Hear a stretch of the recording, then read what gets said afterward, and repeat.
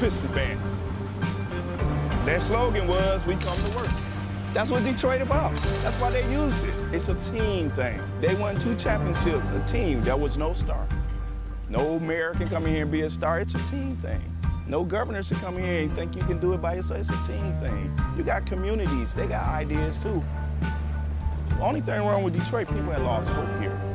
Residents, city workers, so much corruption, they lose hope. But I grew up here. I love this city. I think it can come back.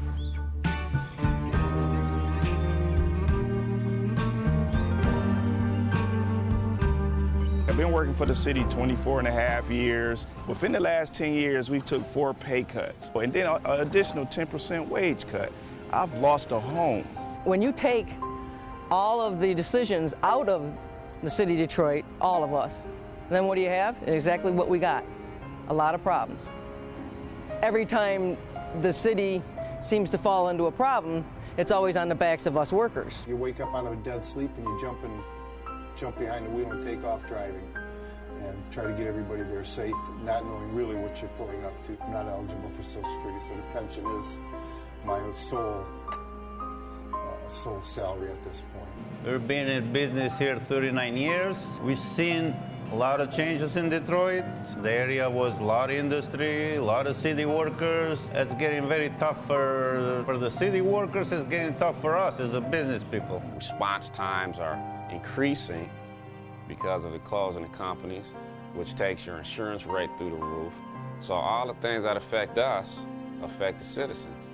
I worked for the city in different capacities for 29 years. I feel like an old jacket. They use me up and they throw me away. In my condition, nobody's gonna hire me. I'm 68 years old. Half the times, I can't get my blood pressure medicine. It's either feeding myself blood pressure or paying bills. $754.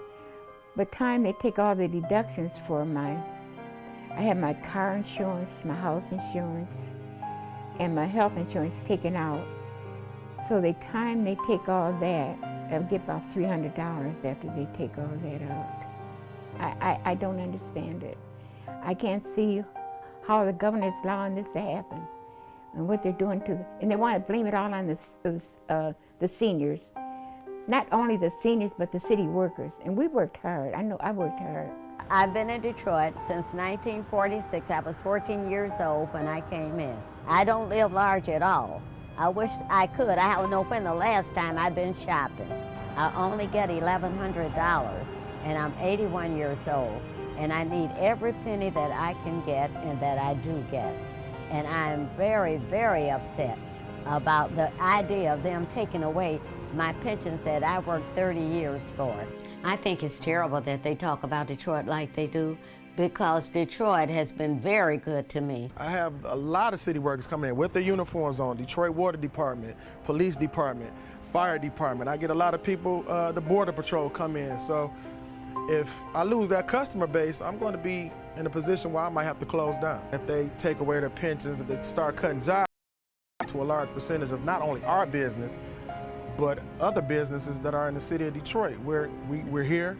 We've been here for 26 years. We're still trying to do business in the city. Detroiters are survivors. They tough, they adapt, but only can do so much when your politicians ahead of you and we're not on the same team. We're not gonna let Detroit be erased, bulldozed, or whatever. We're gonna fight to the bitter end. Detroit gonna survive.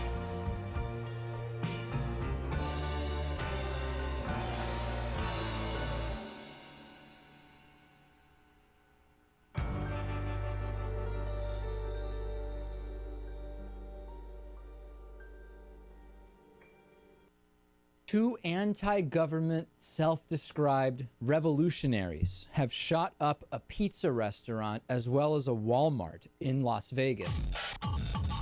The internationally syndicated political series, The David Pakman Show, provides progressive talk, analysis, and interviews with the nation's youngest radio and television host, David Pakman. Find out more and catch up on all the latest episodes by visiting our website at freespeech.org.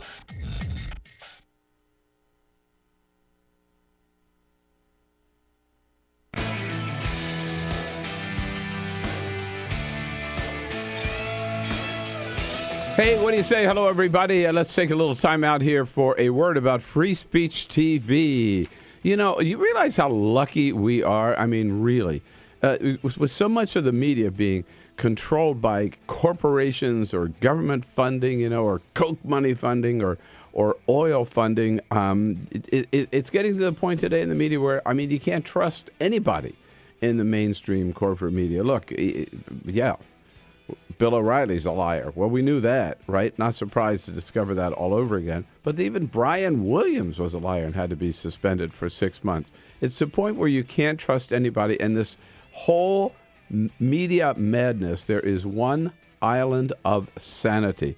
Only one place where you can find a TV channel where there's no pressure, there's no, censorship, totally free and independent, unfettered, unfiltered news and commentary every day. And, of course, that is Free Speech TV. There's nothing else like it anywhere. We're lucky to be a part of it. I'm proud and lucky to be a part of it. And I know you feel that way, too. We're like a community, I say, in this island of sanity in the middle of all this media madness. We're a community. We're a partnership. And we're in this together. We, myself and Stephanie and Tom and Amy and all the rest of the good people on Free Speech TV, do our best to bring you the best programming, the best guests, the best commentary every single day. And we ask you to give us your help to make sure we can continue doing that and stay on the air. That's why we have these pledge drives, and we really, really can't stress it enough. Can't tell you the urgency of it enough. We really need your support. Would not be on the air, cannot stay on the air without your support. So we ask you, if you haven't already done so, please dig in, be as generous as you can, and make your pledge today so we can get over that $1,500 goal that we've got every day for this program.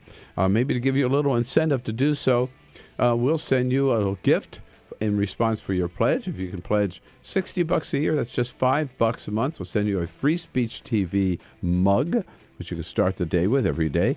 If you can double that to $120, $10 a month, the Free Speech TV mug, and your own Free Speech TV T-shirt. Wear that with pride. For double that, $240 a year or $20 a month. Get this, a Bill Press Show mug, collector's item for sure, and a very special gift, an Equal Exchange African gift box. Part of the proceeds of that go to help the good nuns who run the Panzi Hospital in the Republic of Congo, and that gift box comes with coffee and some lip balm and some soap and a bracelet. You'll love it. For $360 a year, one Free Speech TV mug, 2 Bill Press Show mugs, and that gift box. And then for $1,000, if you are in a position to afford that and to help Free Speech TV, get yourself to Washington again. And we'll go to dinner. Carol and I will take you out to dinner here on the Hill, one of our great restaurants on the Hill. And the next morning, you'll come in, meet the team, watch the show, and be part of the show. So it's a real partnership. Let's keep that partnership going. Make your pledge today, as generously as you can. Telephone, 877-378-8669. 877-378-8669. Or go online to freespeech.org. Make your pledge today. We need your help. Thank you.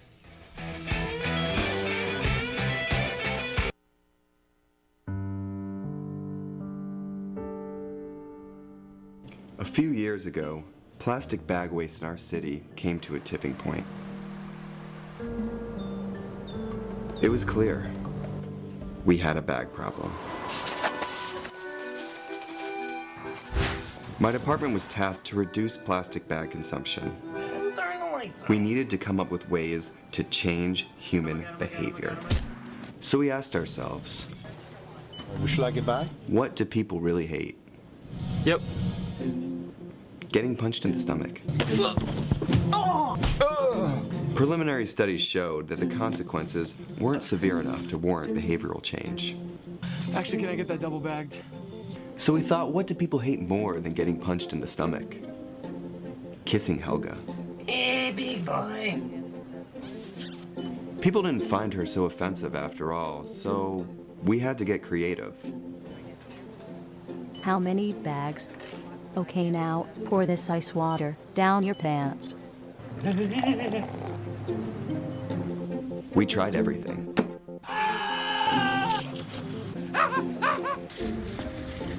Eat the threat. Defuse this bomb. Even fighting your clone. After blowing through millions of dollars of government funds on research, I came up with a brilliant idea. Why don't we just charge 5 cents per bag? That's a stupid idea. Would you like a bag? Yes. 5 cents a bag. 5 cents? 5 cents? Do I still have the option of getting punched? Honestly, I don't know how everyone else missed it. Why don't you just get a reusable bag?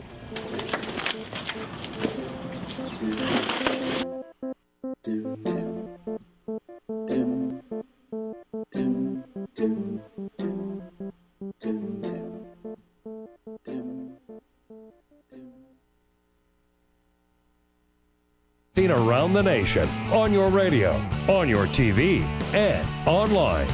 This is the Bill Press Show. More trouble in Ferguson, Missouri. Yeah, I'm starting to think there's a lot of bad karma around Ferguson, Missouri. Hey, hello, everybody. Here we go. On a Thursday, March 12th. This is the Bill Press Show. You got it right. And we are here with you on your local progressive talk radio station. So good to see you this morning. Thank you so much for joining us. Coast to coast, progressive radio station in your community. We are there with you to bring you the news of the day and to get your comments on what it all means to you. Of course, we're also there with you on Free Speech TV and worldwide on our video stream, TawkrTV. On this Thursday, lots going on. President Obama on his way to Los Angeles. He'll be on Jimmy Kimmel tonight. How about that? He hasn't done that one show yet. So not as president. Not as president. Right. So he's got to go around, make the rounds of programs, and that's worth a big trip to Los Angeles. He'll raise some money for the Democratic National Committee while he's out there.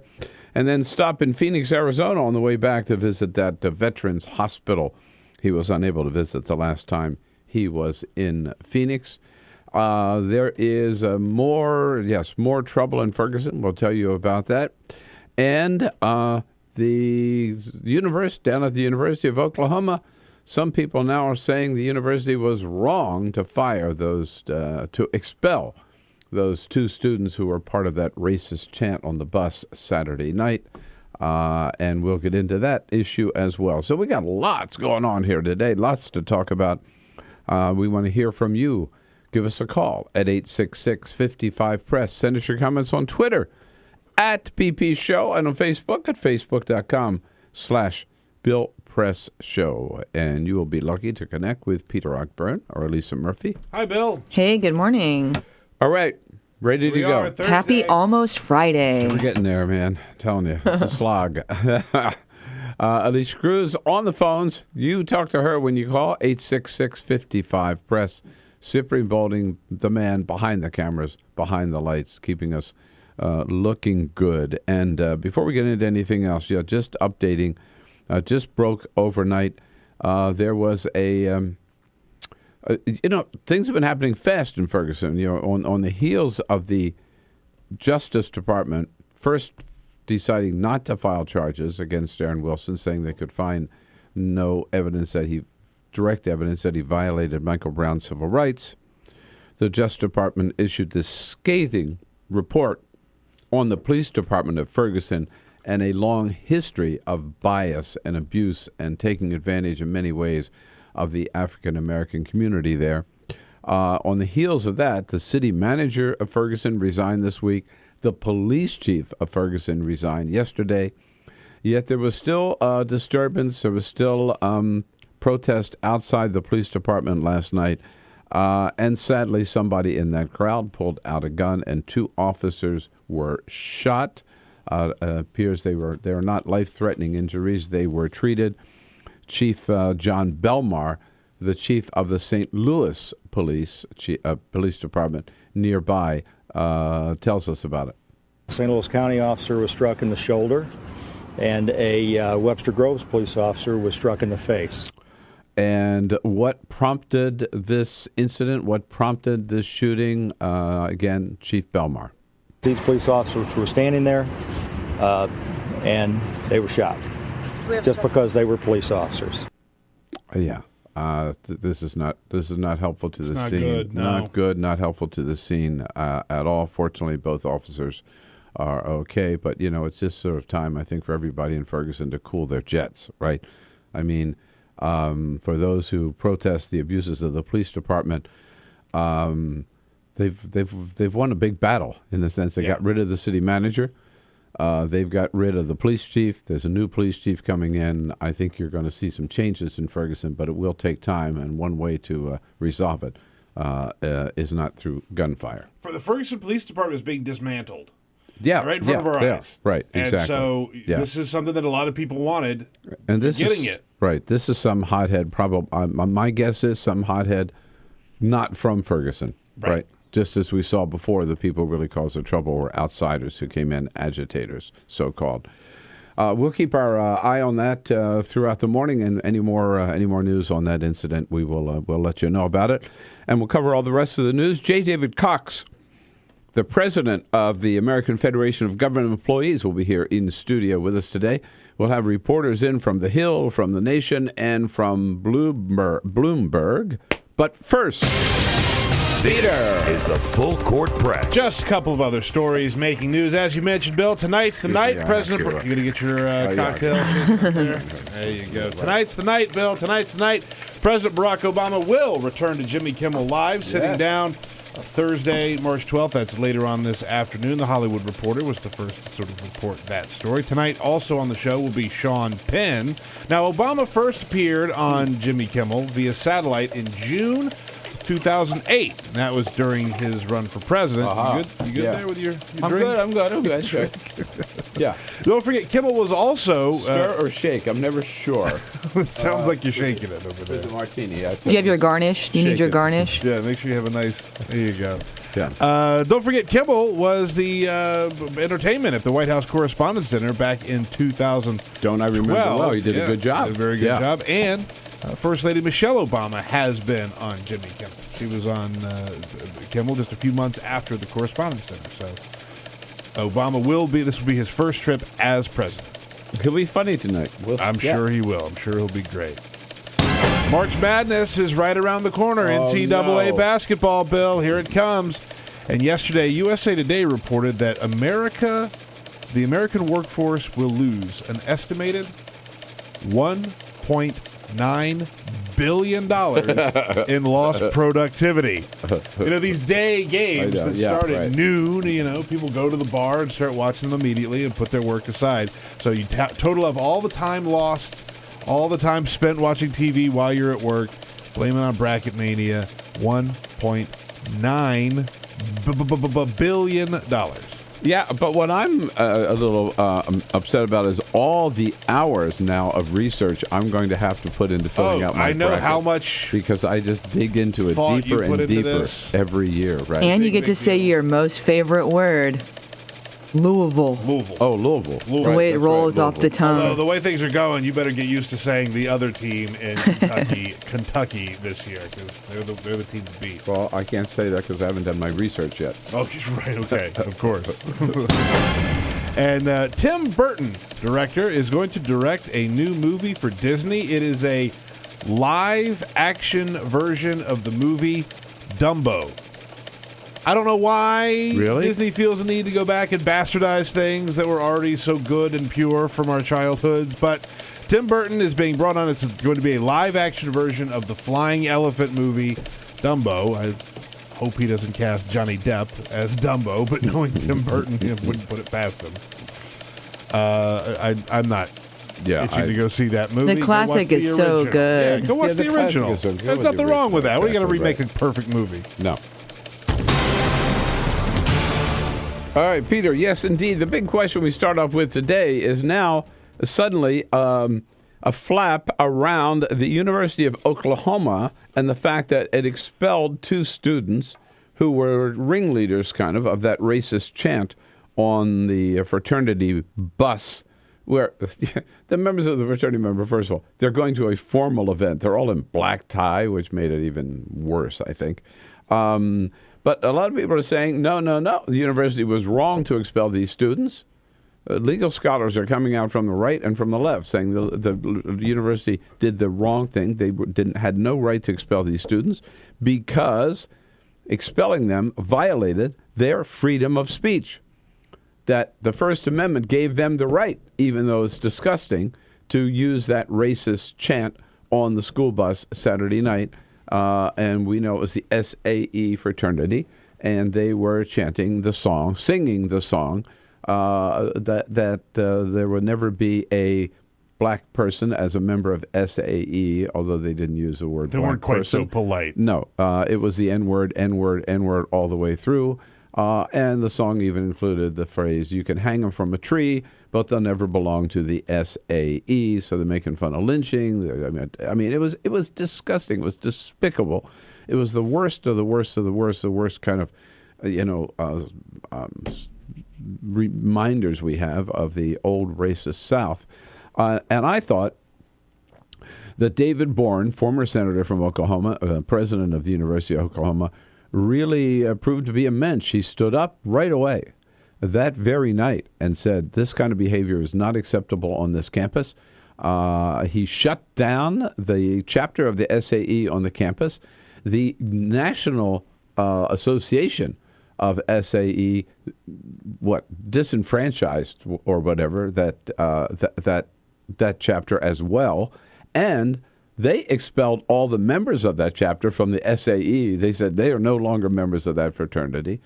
And President David Bourne said, look, we don't want people like you on this campus. We hope you will leave this campus. And in fact, he offered to pay their bus fare home. And of course, shutting down meant that they had to move out of the building, like by midnight that night or whatever. And then further, two of the ringleaders of that effort, he did expel. And now, again, people are saying, oh, no, you have no right to do that. That was wrong. You violated their First Amendment rights by firing them. 866-55-PRESS. Did he do the right thing? Or do you think the First Amendment protects their singing this racist song? 866-55-77-377. I got to tell you my take on it. Good for David Bourne. Damn right he did the right thing. And you know what? Yeah, under their freedom of speech, they got the right to say that. That's right. They got every single right to use the N-word and to chant it and to sing it and to be as racist in their language as they want. But they don't have the right to do it on my campus. That's where I think you draw the line. It's fine. You go say that ugly stuff in your own backyard. You go say that ugly stuff on some other campus and try to get away with it. But I don't want you here. I don't want your type here. I don't want your money. I don't want your presence.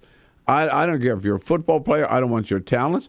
Get out of Dodge. Get off my campus. I think the campus has every right to say that. Sure. Right? Absolutely. Just like in a business, right? Yeah, fine. You can say that kind of stuff.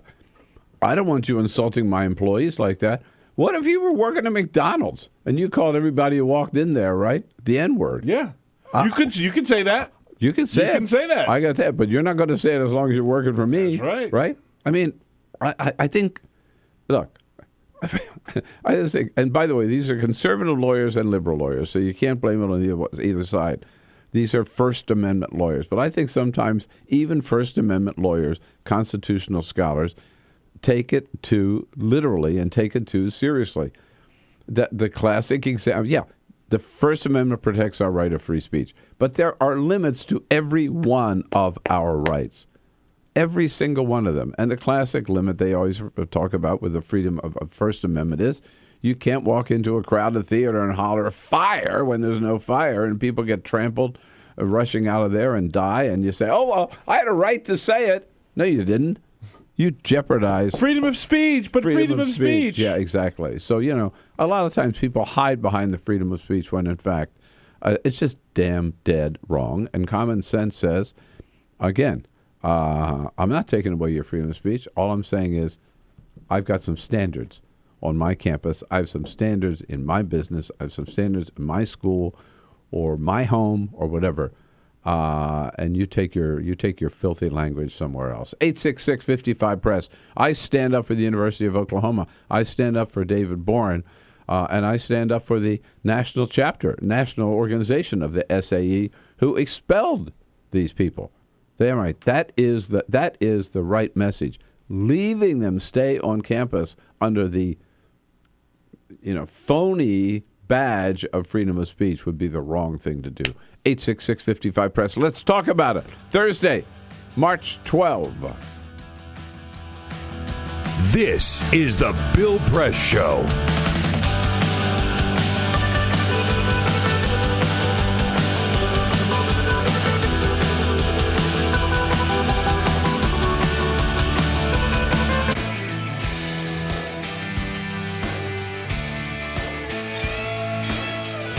Hey, what do you say? Hello, everybody. Let's take a little time out here for a word about Free Speech TV. You realize how lucky we are? I mean, really. With so much of the media being controlled by corporations or government funding, or Coke money funding or oil funding, it's getting to the point today in the media where, you can't trust anybody in the mainstream corporate media. Look,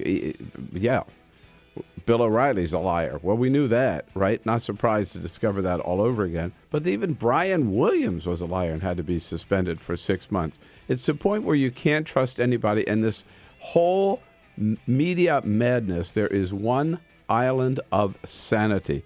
Only one place where you can find a TV channel where there's no pressure, there's no, censorship, totally free and independent, unfettered, unfiltered news and commentary every day. And, of course, that is Free Speech TV. There's nothing else like it anywhere. We're lucky to be a part of it. I'm proud and lucky to be a part of it. And I know you feel that way, too. We're like a community, I say, in this island of sanity in the middle of all this media madness. We're a community. We're a partnership. And we're in this together. We, myself and Stephanie and Tom and Amy and all the rest of the good people on Free Speech TV, do our best to bring you the best programming, the best guests, the best commentary every single day. And we ask you to give us your help to make sure we can continue doing that and stay on the air. That's why we have these pledge drives, and we really, really can't stress it enough. Can't tell you the urgency of it enough. We really need your support. Would not be on the air, cannot stay on the air without your support.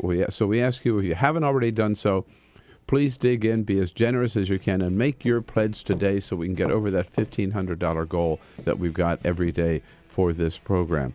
Maybe to give you a little incentive to do so, we'll send you a little gift in response for your pledge. If you can pledge $60 a year, that's just $5 a month. We'll send you a Free Speech TV mug, which you can start the day with every day. If you can double that to $120, $10 a month, the Free Speech TV mug, and your own Free Speech TV T-shirt. Wear that with pride. For double that, $240 a year or $20 a month. Get this, a Bill Press Show mug, collector's item for sure, and a very special gift, an Equal Exchange African gift box. Part of the proceeds of that go to help the good nuns who run the Panzi Hospital in the Republic of Congo, and that gift box comes with coffee and some lip balm and some soap and a bracelet. You'll love it. For $360 a year, one Free Speech TV mug, 2 Bill Press Show mugs, and that gift box. And then for $1,000, if you are in a position to afford that and to help Free Speech TV, get yourself to Washington again. And we'll go to dinner. Carol and I will take you out to dinner here on the Hill, one of our great restaurants on the Hill. And the next morning, you'll come in, meet the team, watch the show, and be part of the show. So it's a real partnership. Let's keep that partnership going. Make your pledge today, as generously as you can. Telephone, 877-378-8669. 877-378-8669. Or go online to freespeech.org. Make your pledge today. We need your help. Thank you.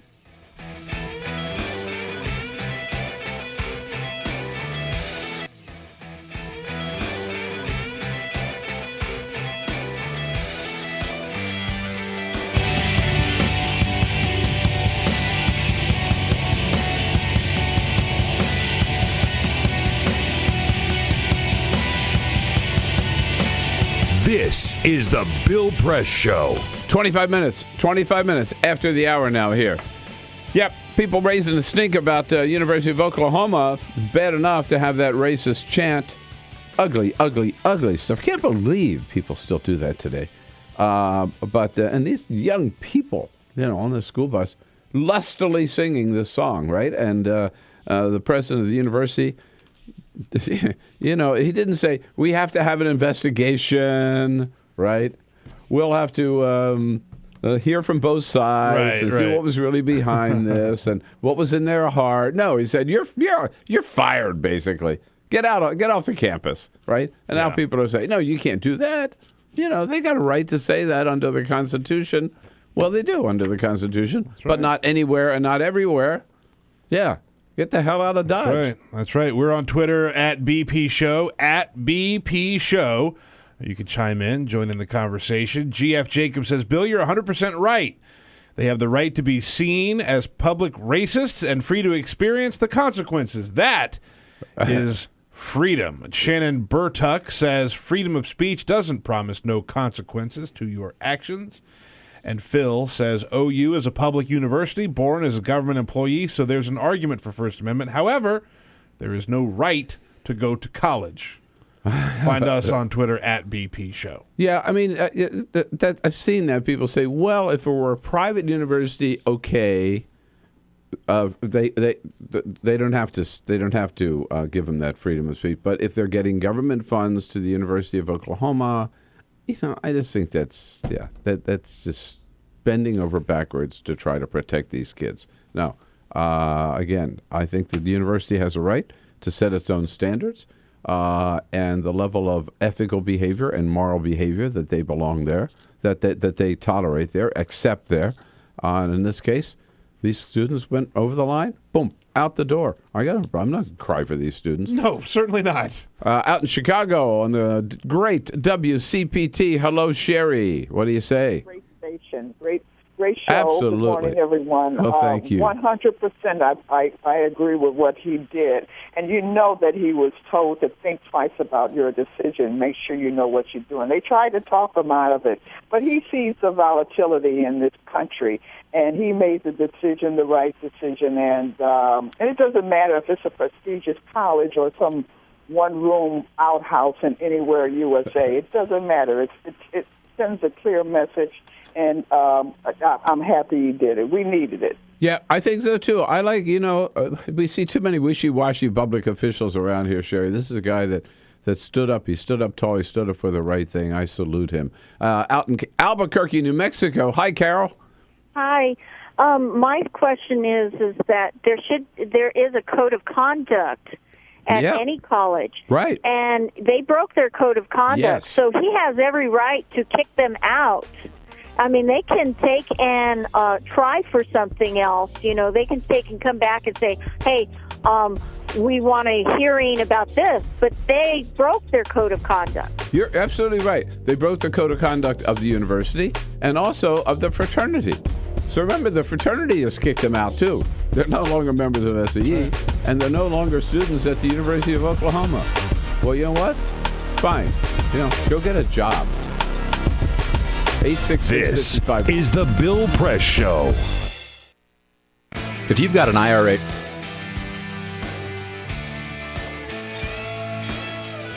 Hey, what do you say? Hello, everybody. Let's take a little time out here for a word about Free Speech TV. You realize how lucky we are? I mean, really. With so much of the media being controlled by corporations or government funding, or Coke money funding or oil funding, it's getting to the point today in the media where, you can't trust anybody in the mainstream corporate media. Look,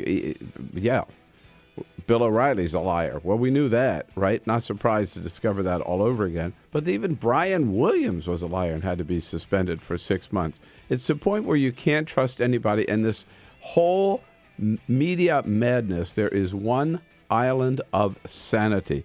Only one place where you can find a TV channel where there's no pressure, there's no, censorship, totally free and independent, unfettered, unfiltered news and commentary every day. And, of course, that is Free Speech TV. There's nothing else like it anywhere. We're lucky to be part of it. I'm proud and lucky to be part of it. And I know you feel that way, too. We're like a community, I say, in this island of sanity in the middle of all this media madness. We're a community. We're a partnership. And we're in this together. We, myself and Stephanie and Tom and Amy and all the rest of the good people on Free Speech TV, do our best to bring you the best programming, the best guests, the best commentary every single day. And we ask you to give us your help to make sure we can continue doing that and stay on the air. That's why we have these pledge drives, and we really, really can't stress it enough. Can't tell you the urgency of it enough. We really need your support. Would not be on the air, cannot stay on the air without your support. So we ask you, if you haven't already done so, please dig in, be as generous as you can, and make your pledge today so we can get over that $1,500 goal that we've got every day for this program. Maybe to give you a little incentive to do so, we'll send you a little gift in response for your pledge. If you can pledge $60 a year, that's just $5 a month. We'll send you a Free Speech TV mug, which you can start the day with every day. If you can double that to $120, $10 a month, the Free Speech TV mug and your own Free Speech TV T-shirt. Wear that with pride. For double that, $240 a year or $20 a month. Get this, a Bill Press Show mug, collector's item for sure, and a very special gift, an Equal Exchange African gift box. Part of the proceeds of that go to help the good nuns who run the Panzi Hospital in the Republic of Congo, and that gift box comes with coffee and some lip balm and some soap and a bracelet. You'll love it. For $360 a year, one Free Speech TV mug, 2 Bill Press Show mugs, and that gift box.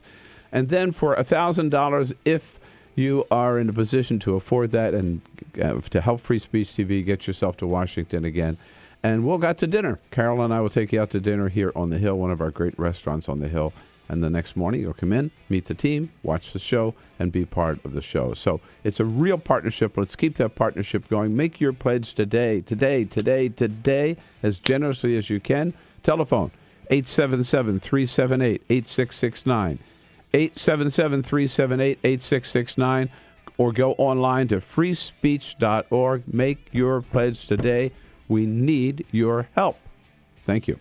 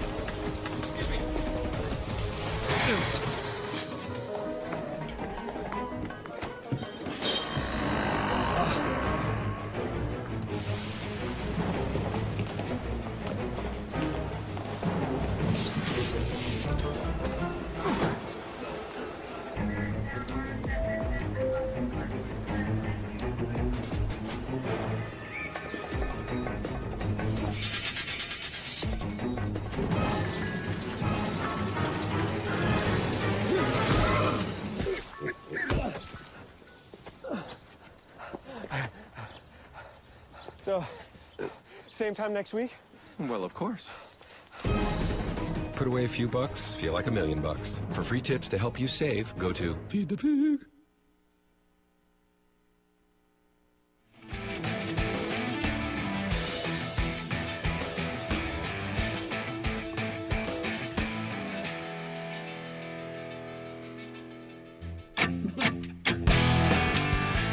Let's make it 34 minutes after the hour now in daylight savings time. We're finally catching up with this extra hour.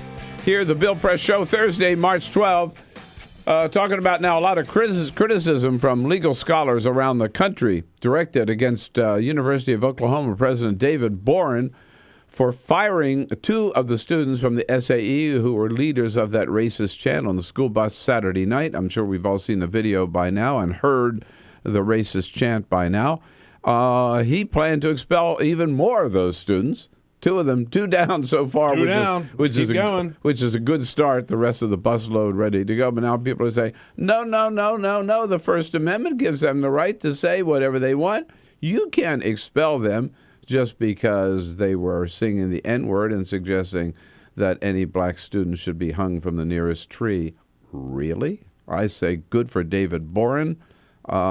He's got a right to enforce the proper code of conduct on that campus, and the campus is better off without these a-holes. By the way, I have to point this out because yesterday on MSNBC, on Morning Joe, they talked about this. Uh-oh. And they had a panel, and here's the panel that they had to talk about this story. It was Mika and Joe. It was Mark Halperin. It was Willie Geist, and it was Bill Kristol. So 5 white guys. Five white people. And Mika, and Mika was right. But Mika was the worst because she said... Bill Kristol. There's a guy. That's a guy you really want to talk about. You really want to talk about race relations with Bill Kristol. Well, so they were talking... I remember I told you I'm earlier, not saying he's a racist, don't get me wrong. But it's just his foreign policy is his stuff. He's not a constitutional scholar. Well, remember earlier this week I told you about the rapper Waka Flocka Flame, who canceled an appearance at Oklahoma. So they were talking about his impact of this, right? They said that his rap music talks about N-word this and F-word that, and they somehow blamed rap music for what these white students were saying at Oklahoma. Mika said, quote, if you look at every single song that he's written, it's a bunch of garbage. It's full of N-words, it's full of F-words, it's wrong. And he shouldn't be disgusted with them. He should be disgusted with himself. End quote. And they go on and on and on. Bill Kristol jumped in. Blaming it on the rapper. Blame it on the rapper. Take the responsibility away from those white students and blame it on the rapper. Let me tell you something.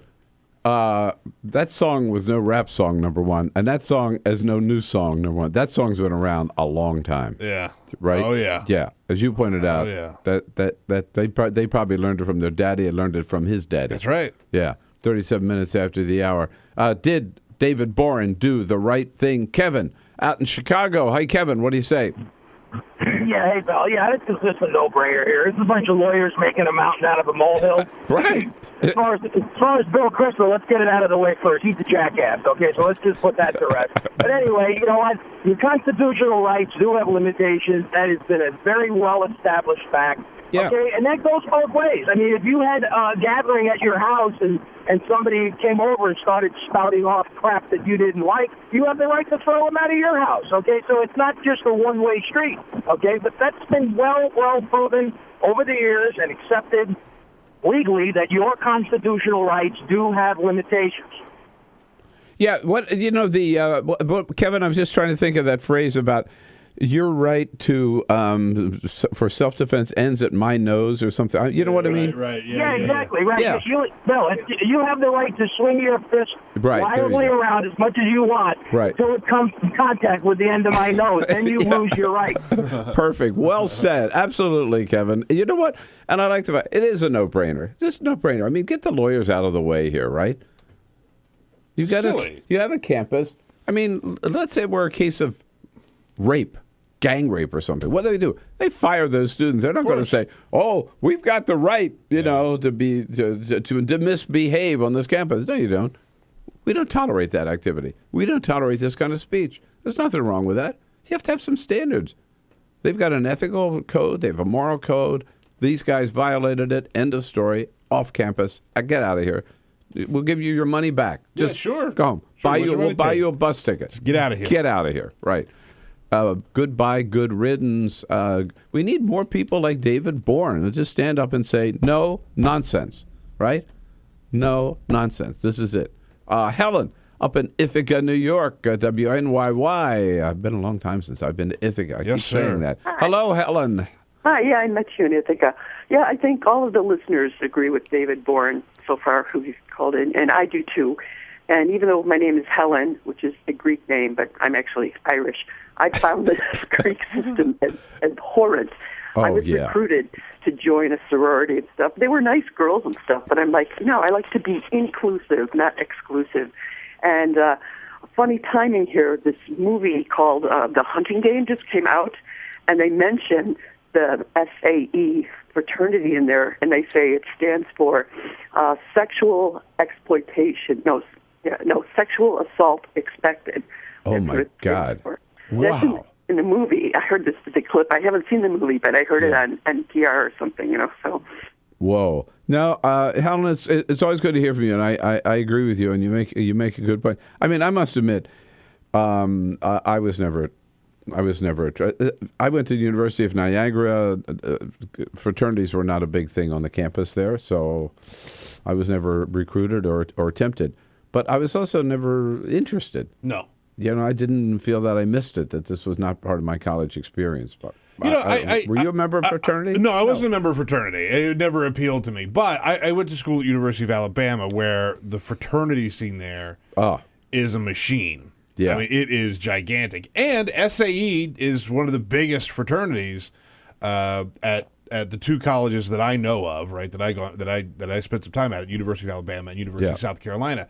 And they're huge. The amount of money that they spend, the amount of power that they wield on a campus is kind of scary. Here's something that I find interesting. We've got a clip from an African American attorney in Oklahoma City who pledged to SAE. He as an African American pledged SAE 14 years ago, and he said then it was a totally different outfit. Listen to his description. There were Middle Eastern members, there were Hispanic members. We were all over the place. We had various socioeconomic backgrounds, and nobody cared. It was inclusive. And so I can't imagine how that culture has shifted so far. And he was the second black member of SAE. Now, think how that was 14 years ago. I mean, these guys, this is retrograde, right? They've gone backwards to where they would sing that song now. I'm sure this guy why would he join it? I'm sure this guy had that experience. I don't want to take that away from him, but you see any black faces in that video? No. And you would not today. Absolutely not. Yeah. Kurt in Los Angeles. Hi, Kurt. Thanks for joining us. What do you say? Hey, good morning, Bill and fellow co-hosts. Yeah, there we go. Hey, I think that what's going on here is the dean. This is probably the straw that broke the camel's back, because after hearing that chant like that no Negroes will ever be a part of their fraternity, the dean or president probably figured out that this hazing incident in which the same fraternity, kidnapped a black student, kidnapped him, tied him up, and force-fed alcohol down his throat so much that he died the next morning. He probably figured out that might not have been an accident, and he needs to get these people off campus before. Where did that? I don't know about that. Where did that happen, Kurt? At Cornell. At Cornell. Alpha Epsilon. Yeah. Same. Oh, a different fraternity, right? No, Sigma Alpha SAE. Epsilon. Oh, it was SAE as well. Yeah. Right. Well, same chapter. And same school. So I tweeted it to you, so you can pick up the story from here. But I'm not making it up. All right, we'll take it from there. Yes, I'm sure it's not the first shameful incident with students from that fraternity. But in this case, I think David Bourne, he acted promptly, and he did the right thing. One last quick comment from Joe out in Phoenix, Arizona. Hey, Joe. Hey, we have to focus on places like Arizona or Oklahoma and Texas and North Florida, because that's like the last great frontier of white racism. And kudos to that administrator for getting out ahead of this. And those kids got off easy though. Like, make them go to college after they say nigger 20 times. In a song. Okay, good enough, Joe. We don't need to say that here on the air, right? And I'll tell you what, Joe. Yeah, they can go to college, but you know what? They're not going to my campus, right? Yeah, exactly. All right. That's how it goes. Welcome back, MJ Rosenberg, standing by from The Nation on. This letter signed by 47 Republican senators, among other issues. We'll be right back. Thanks for all your calls about Oklahoma. I think most of us agree. David Bourne did the right thing. 866-55-PRESS. We'll be right back. This is the Bill Press Show.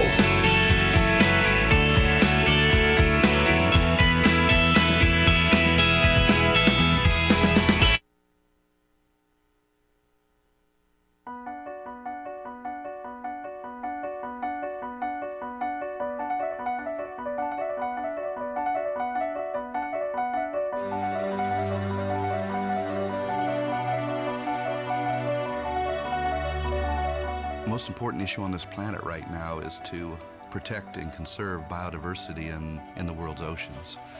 And I don't think people realize just how intimate our connection is with the oceans themselves. Not only do they provide the very foundation of life and control our weather, but life just simply could not exist without a healthy ocean. The real problem, though, is apathy. It's all out of sight, it's all out of mind, and people don't even think about it. But it doesn't matter whether you live in Peoria or on the coast. The fact is, whatever happens in the ocean affects all life forms on the planet Earth. If the oceans die, then civilization collapses. We all die. We cannot live on this planet without the oceans. This is, in fact, not the planet Earth. It's the planet ocean, but because we're a land-dwelling species, we refer to it as Earth. But it is the planet ocean, and the oceans are the heart and the foundation of all life on the planet.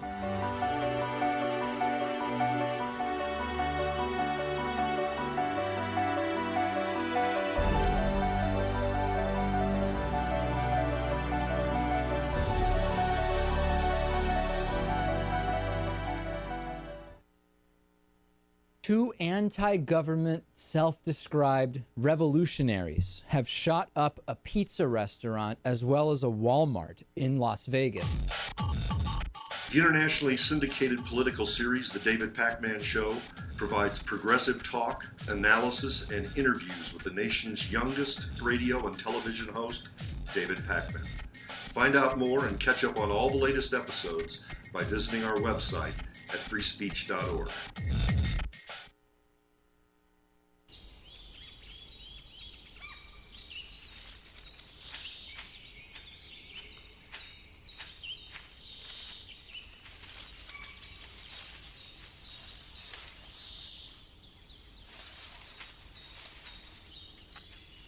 At Earth Justice, we defend the environment in the courtroom. Join our fight. When you take a seat, you take a stand. Earth Justice, because the Earth needs a good lawyer. Tune in to Gay USA with hosts Ann Northrup and Andy Hum for in-depth coverage of lesbian, gay, bisexual, and transgender news. Watch Gay USA every week, only on Free Speech TV.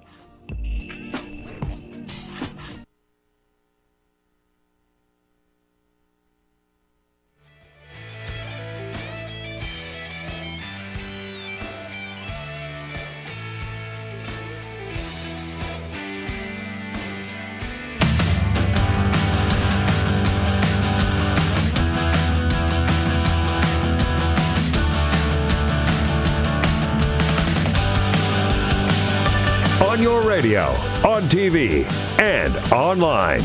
This is The Bill Press Show.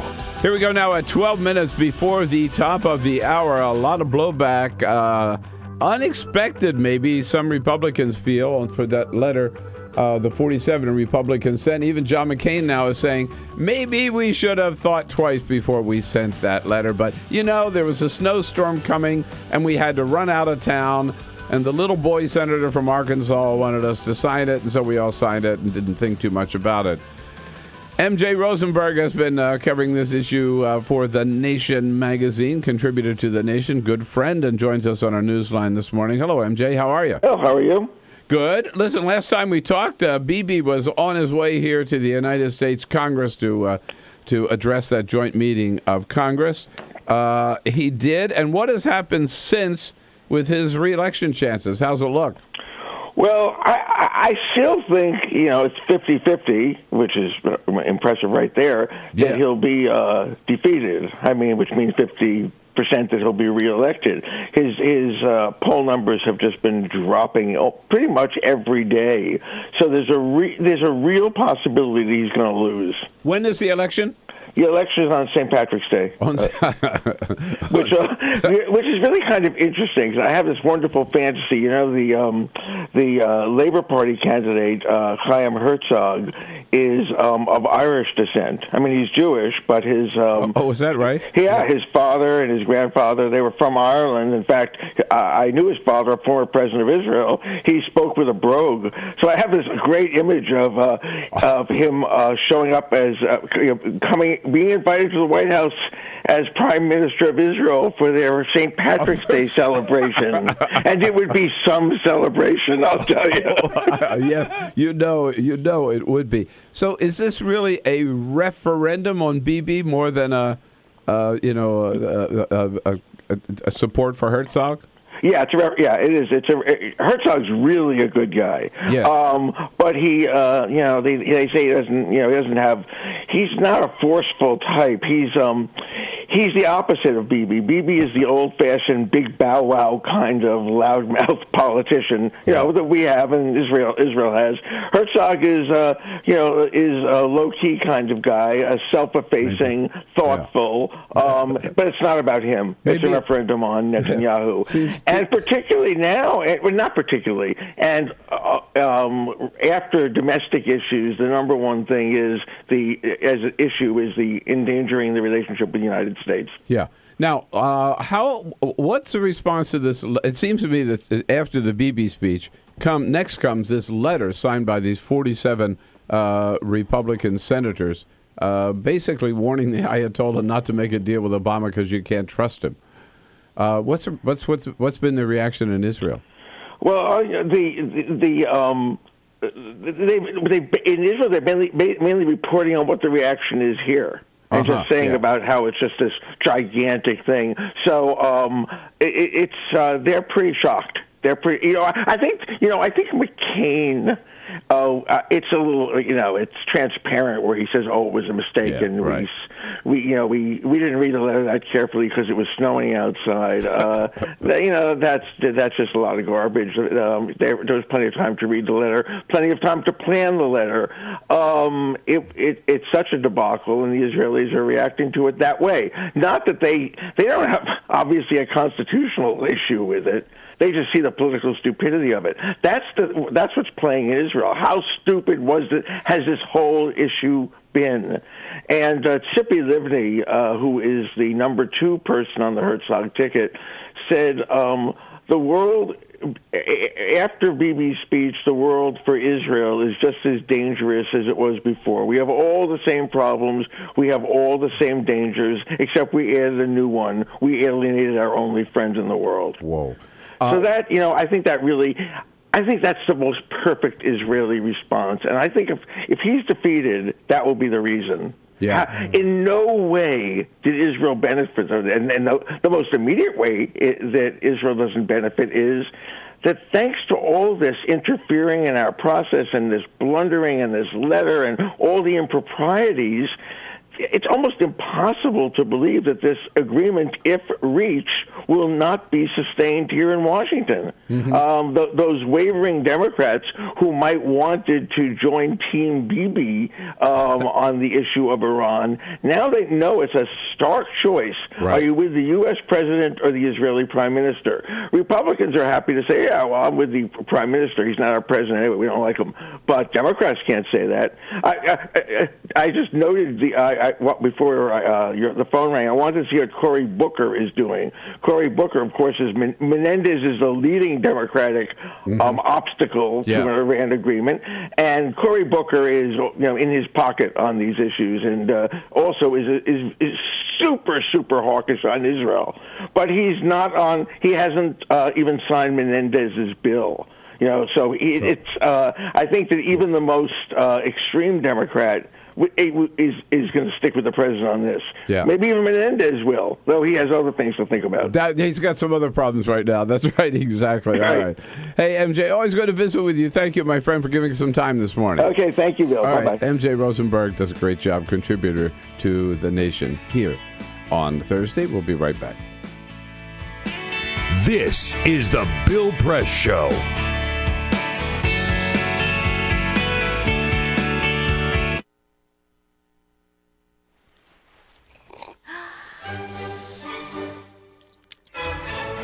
When I started learning about nutrition, about which, by the way, much less is known than you might think, I learned that what mattered most about one's health was not necessarily the nutrients, good or bad, that you were consuming or staying away from, or even the calorie counts. But what predicted a healthy diet more than anything else is the fact that it was being cooked by a human being and not a corporation. Corporations cook very differently than people do. They use vast amounts of salt, fat, and sugar, much more than you would ever use in your own cooking. And the reason they do that is those are three incredibly attractive and incredibly cheap ingredients. And when they're layered properly, as in a chip or pastries and forms of junk food, they're incredibly addictive. They really press our buttons. They activate our dopamine network, our cravings. And in fact, people in the industry, they don't talk about addiction in the food industry, even though they traffic in addiction. They talk about craveability. It's the same thing. And snackability is another term they use. It's a lovely word. And then the last point about corporate cooking that's important to understand is they cook different stuff than you do at home. What they're good at, in general, they don't cook that well, but things like chips, they cook incredibly well. And here's a classic food that if you make it yourself, if you've ever made French fries, you have to wash the potatoes, you have to peel the potatoes, you have to slice the potatoes, you have to fry them in a lot of oil, you have to spatter your entire stovetop, you have to clean up, and then you have this pot of oil you have to get rid of. I mean, it's really difficult, and it's a pain. They're wonderful, but it's a pain. And if you make them yourself, you'll only eat them every 6 weeks, 2 months, because it's too much work. But when you let corporations cook for you, it's so simple and so inexpensive, and they're really good, that you will have them twice a day, as many people in America do. So you see the kinds of foods you end up with are these labor-intensive foods and desserts. These special occasion foods become everyday foods when we let industry cook for us. Eat anything you want, just cook it yourself.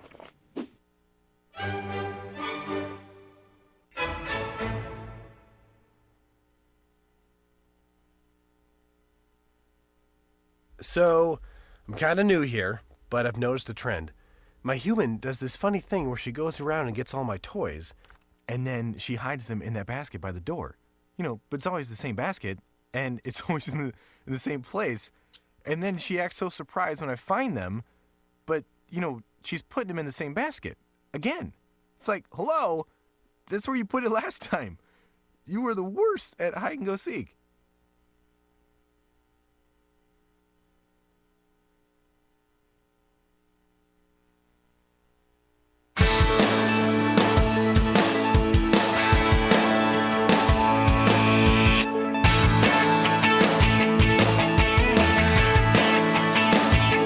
This is the Bill Press Show.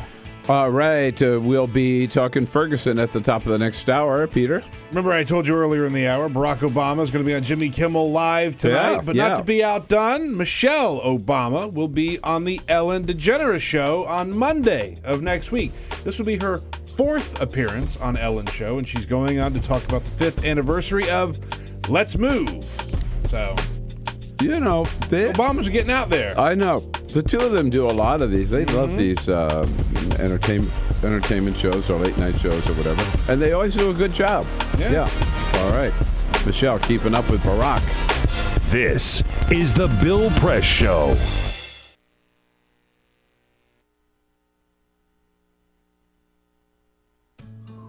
You wouldn't let money just blow out of your house. So when your AC or heater is on, make sure the doors, windows, and fireplace flue are shut tight. If you're headed out, turn down the AC or lower the heat by 10 degrees. And always keep your water heater set at 120. A little bit of common sense goes a long way. Get more great tips at energysaver.gov.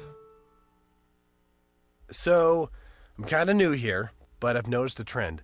My human does this funny thing where she goes around and gets all my toys, and then she hides them in that basket by the door. You know, but it's always the same basket, and it's always in the same place. And then she acts so surprised when I find them, but, you know, she's putting them in the same basket. Again. It's like, hello, that's where you put it last time. You were the worst at hide and go seek.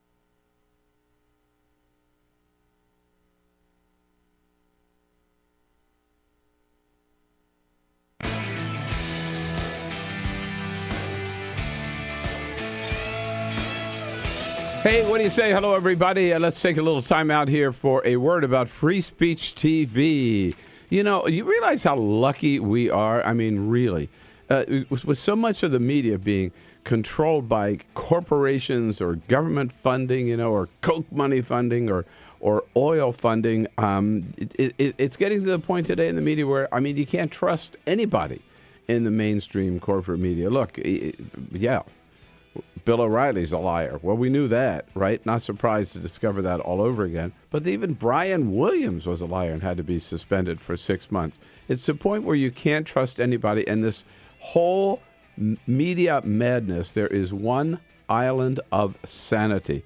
Only one place where you can find a TV channel where there's no pressure, there's no, censorship, totally free and independent, unfettered, unfiltered news and commentary every day. And, of course, that is Free Speech TV. There's nothing else like it anywhere.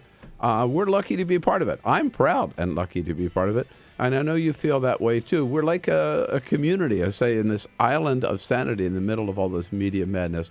We're a community. We're a partnership. And we're in this together. We, myself and Stephanie and Tom and Amy and all the rest of the good people on Free Speech TV do our best to bring you the best programming, the best guests, the best commentary every single day. And we ask you to give us your help to make sure we can continue doing that and stay on the air. That's why we have these pledge drives, and we really, really can't stress it enough. Can't tell you the urgency of it enough. We really need your support. Would not be on the air, cannot stay on the air without your support. So we ask you, if you haven't already done so, please dig in, be as generous as you can, and make your pledge today so we can get over that $1,500 goal that we've got every day for this program.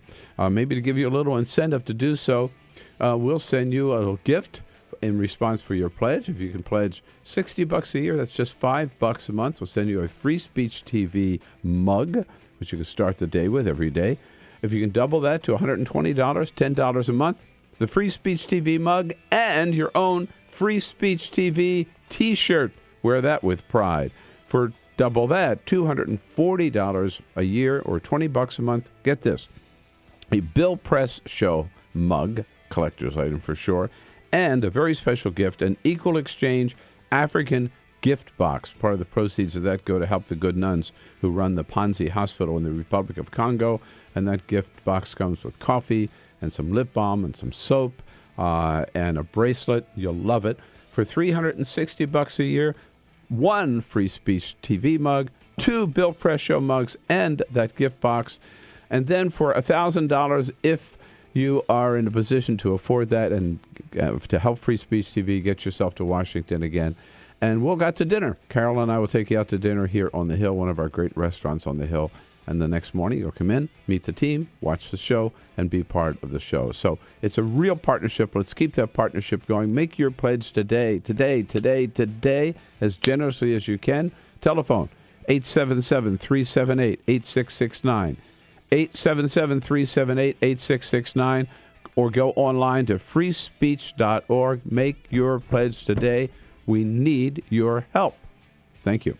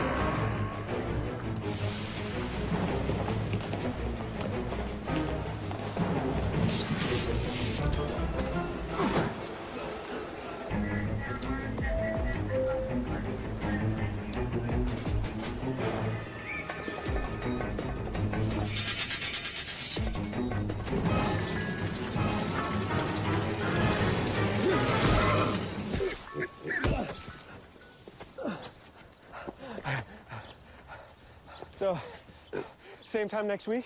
Well, of course. Put away a few bucks, feel like $1 million. For free tips to help you save, go to Feed the Pig.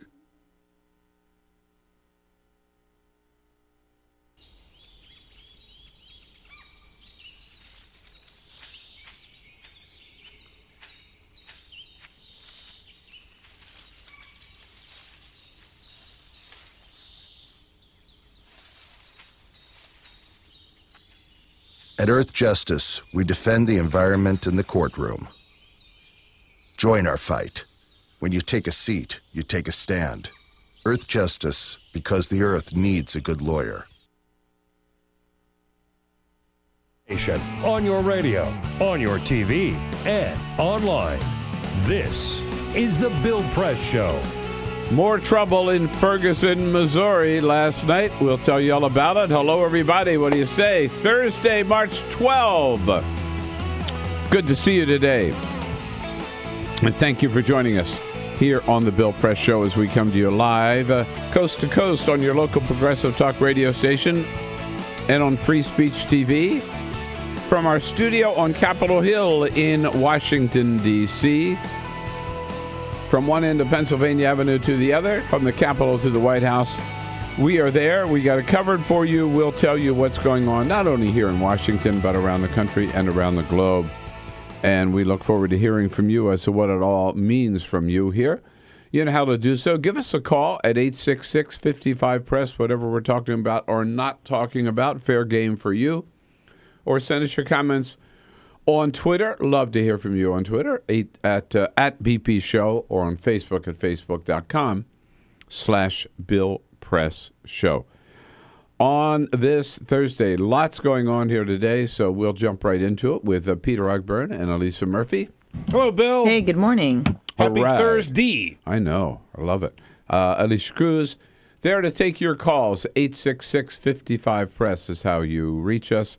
And Cyprian Bolding, our videographer, on the job as well, keeping us looking good on Free Speech TV and TawkrTV. That's our worldwide video stream, youtube.com/Tawkr, TAWKR TV. So there's still some people trying to figure out, did Hillary resolve it once and for all with her news conference day before last up at the United Nations? She said there's no doubt that we did the right thing, no doubt that there were no breaches in security, no doubt that I turned over all the emails that I should have, no doubt. Here she is with Jon Stewart's take on whether there's any doubt or not. What I did was to direct, my counsel to conduct a thorough investigation. I am very confident of the process that we conducted. I have no doubt that we've done exactly what we should have done. And I have no doubt that you have no doubt. And maybe you did hand over everything you were supposed to. But when we all agree to do things a certain way, and you do it in a different way, it looks weird. It's like we all agreed to recycle the blue cans and the green cans. But you go, got it, blue and green. And we say, so you're going to put them in the cans. And you go, no, but I'll take care of it. And then we think, just put it in the green can! How hard is it? No, it's okay. I got the glass. I'm doing it in my house. It's okay. Yeah, I'm going to keep coming back to that. Why didn't she just use the State Department system, right? Why? There's really no good reason other than maybe paranoia or need for control. Yeah, there you go. But it was a conscious decision, and the questions linger on. J. David Cox, president of the American Federation of Government Employees, will be here in studio with us. We'll be talking a little bit later with reporters from Bloomberg and from The Hill. But we'll start off this hour with a good friend, Wes Lowry from the Washington Post. But first, this is the Full Court Press. Just a couple of other stories making news. In Celebration, Florida, just outside of Orlando, the Virginia Tech women's golf coach, her name is Carol Robertson, was playing a round of golf with some friends when she approached the par 3 fifth hole at the Celebration Golf Club. She hit a hole-in-one. Okay. Good for her. Good for her. Next hole is a par 5, which she parred. And the next hole is a par 3. she hit another hole in one. Get out of here. 2 holes No. in one in 3 holes. How about that? It's unfair. It's unfair. I knew Totally you would say unfair. this. Yes, right. But it happened. You know my rule. You only get 1 hole in one until every golfer has had a hole in I one. know. Then you can get a second one. A second one in a lifetime is one thing, but a second one within 3 holes is unheard of. Right. Yeah. By the way, that was her 4th and 5th hole-in-one of her playing career. That must be an easy course. Is this miniature golf? Yeah, right. Yesterday here in Washington, D.C., Michelle Bachmann got some FaceTime in front of the camera. She filmed a cameo for the upcoming Sharknado 3 movie. Believe it or not. She was spotted in the district first noted by Huffington Post's Igor Babich. He took a picture of her in front of the camera and tweeted out that she was filming her scene for Sharknado 3. Also filming a scene yesterday was Washington football team player Tom Compton. So he was filming his little scene too. So it's going to be here in D.C., Bill. Get excited. But all that Sharknado tourism stuff is coming our way. She's such a clown. I'd rather have Michelle Bachmann hamming it up for Sharknado than being in the United States Congress. So I like how you say Sharknado with a French accent. You make it sound a little more classy that way. Sharknado. Classing it up a little bit. Speaking of tourism stemming from TV shows, Breaking Bad has turned Albuquerque into sort of a tourist attraction because you can see so many of the locations that were on the TV show that are still there. You can go to the car wash that Walter White used as a front for his business. Uh-huh. You could go to the Crossroads Motel where there was a pretty famous couple scenes with the hooker, Wendy. But you could actually see the house where Walter White lived. And so many people have gone back there and recreated the scene where he throws the pizza onto the roof. Oh, no. That creator of the show, Vince Gilligan, was on his podcast yesterday, and he said, stop throwing pizza on this roof. There's a nice old lady who lives there, and she has filed complaints with him and said, yo, people are throwing pizzas on my roof like every week. That is funny. And he says, please stop throwing pizzas on this nice lady's roof. It's been done before. You're not going to be the first. It's not an original idea. Just stop it. She should just charge him. Yeah, right. Have a little sign, have somebody up front say for $10 you can throw pizza on my roof. That's turning lemons into lemonade, Bill. All right. Yes, indeed. Pizza sauce, as it were. Right, so to speak. The police chief, John Belmar of St. Louis, Missouri, bringing us up to date on a tragic incident last night, shooting of 2 police officers outside the Ferguson Police Department. Here again, the chief of police of St. Louis. St. Louis County officer was struck in the shoulder, and a Webster Groves police officer was struck in the face. And he added that there was nothing prompting those shootings other than the fact they were just 2 police officers standing there. As he said, they were shot because they were cops. Wes Lowry from the Washington Post has been covering the situation out in Ferguson, joins us on our news line this morning. Wes, we saw... Good morning, sir, by the way. Nice to say hello. Good morning. Yeah, so we've seen some changes in Ferguson the last couple of days. The city manager resigned after this Department of Justice report. The police chief resigned. So why is there still this unrest out there? Of course, we've seen a fury of activity. I'm actually en route to Ferguson from D.C. right now. A fury of activity in Ferguson following that Department of Justice report we talked about last week. The city manager resigning, the police chief resigned yesterday. Prior to that, the local municipal judge had resigned. But there's still a lot of pent-up tension in Ferguson and in the streets. I mean, again, you have a lot of people here who feel as if they received unfair policing. They feel as if they've had either trumped up charges or they deal with the racially discriminate police forces. I mean, there's just a lot of tension here that has not been relieved by these resignations. When I talk to both leaders of protests as well as some community members and local elected officials, it does not seem as if some of these symbolic victories for the protesters and symbolic victories for the residents have really quelled much of the anguish and anger that is on the ground. ground. But don't those two resignations indicate that there are some changes coming? Potentially, and I do believe that. I believe that they indicate that the city of Ferguson is going to come to the table and try to make some wholesale change. However, for many of the people on the ground, the argument is that some of this is too little, too late. You know, you've been calling for the resignation of the police chief for 7 months or 8 months, and him, you know, resigning after all of that. For many people, it does not signify justice being served. And so I think a lot of the people on the ground are still very upset about the shooting and very upset that Darren Wilson is not going to receive any charges, either locally or federally, are very dismayed by the way the police have handled both the protests as well as the way they've handled their everyday policing. Mm-hmm. And, you know, again, it's this idea of, once you let the cat out of the bag, you never get back in.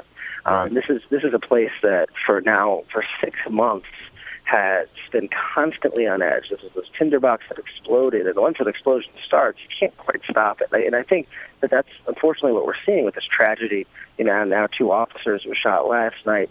I just think that, you know, all it takes is one person who's unrelenting, one person who is upset and takes some type of violent action.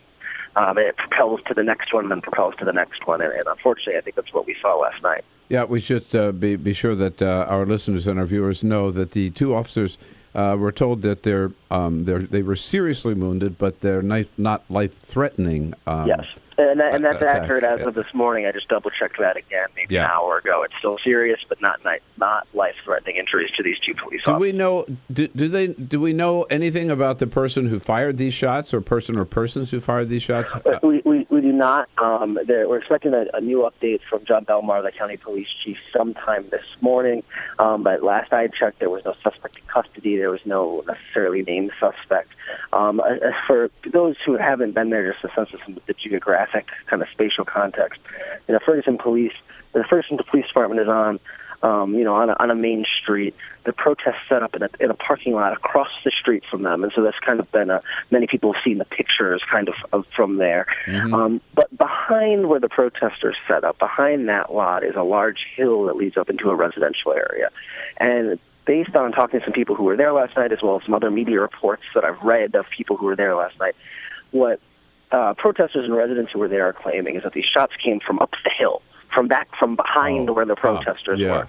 So potentially not necessarily even from within the group, rather from kind of right behind them, potentially using them as cover.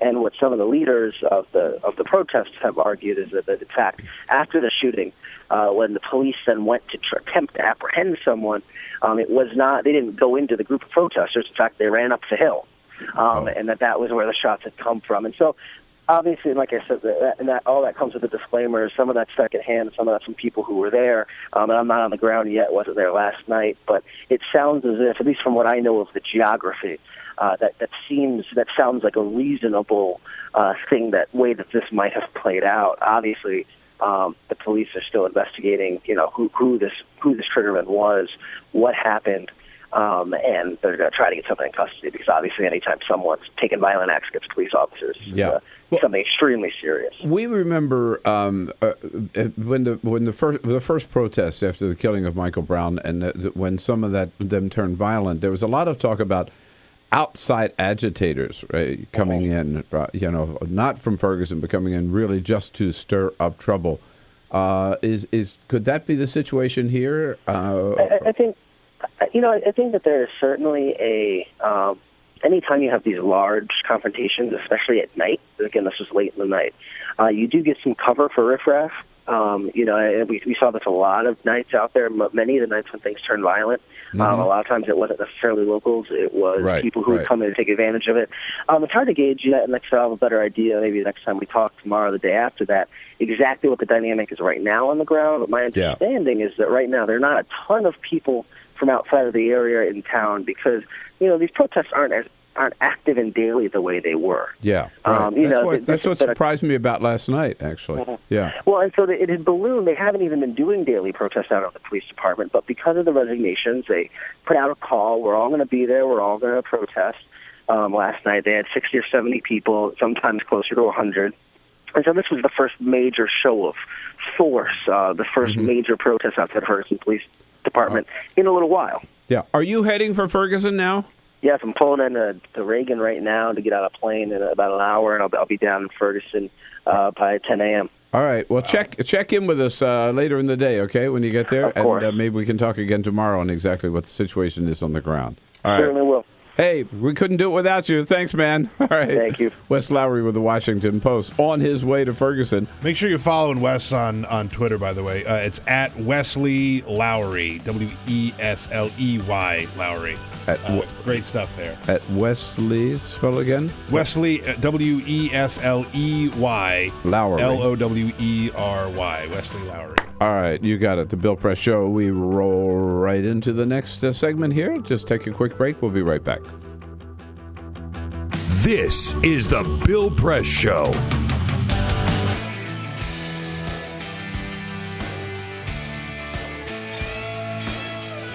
Hey, what do you say? Hello, everybody. Let's take a little time out here for a word about Free Speech TV. You know, you realize how lucky we are? I mean, really. With so much of the media being controlled by corporations or government funding, or Coke money funding or oil funding, it's getting to the point today in the media where, you can't trust anybody in the mainstream corporate media. Look, yeah, Bill O'Reilly's a liar. Well, we knew that, right? Not surprised to discover that all over again. But even Brian Williams was a liar and had to be suspended for 6 months. It's the point where you can't trust anybody, and this whole media madness, there is one island of sanity. Only one place where you can find a TV channel where there's no pressure, there's no, censorship, totally free and independent, unfettered, unfiltered news and commentary every day. And, of course, that is Free Speech TV. There's nothing else like it anywhere. We're lucky to be a part of it. I'm proud and lucky to be a part of it. And I know you feel that way, too. We're like a community, I say, in this island of sanity in the middle of all this media madness. We're a community. We're a partnership. And we're in this together. We, myself and Stephanie and Tom and Amy and all the rest of the good people on Free Speech TV, do our best to bring you the best programming, the best guests, the best commentary every single day. And we ask you to give us your help to make sure we can continue doing that and stay on the air. That's why we have these pledge drives, and we really, really can't stress it enough. Can't tell you the urgency of it enough. We really need your support. Would not be on the air, cannot stay on the air without your support. So we ask you, if you haven't already done so, please dig in, be as generous as you can, and make your pledge today so we can get over that $1,500 goal that we've got every day for this program. Maybe to give you a little incentive to do so, we'll send you a little gift in response for your pledge. If you can pledge $60 a year, that's just $5 a month. We'll send you a Free Speech TV mug, which you can start the day with every day. If you can double that to $120, $10 a month, the Free Speech TV mug and your own Free Speech TV T-shirt. Wear that with pride. For double that, $240 a year or $20 a month. Get this, a Bill Press Show mug, collector's item for sure, and a very special gift, an Equal Exchange African gift box. Part of the proceeds of that go to help the good nuns who run the Panzi Hospital in the Republic of Congo, and that gift box comes with coffee and some lip balm and some soap and a bracelet. You'll love it. For $360 a year, one Free Speech TV mug, two Bill Press Show mugs, and that gift box. And then for $1,000, if you are in a position to afford that and to help Free Speech TV, get yourself to Washington again. And we'll go to dinner. Carol and I will take you out to dinner here on the Hill, one of our great restaurants on the Hill. And the next morning, you'll come in, meet the team, watch the show, and be part of the show. So it's a real partnership. Let's keep that partnership going. Make your pledge today, as generously as you can. Telephone, 877-378-8669. 877-378-8669, or go online to freespeech.org. Make your pledge today. We need your help. Thank you.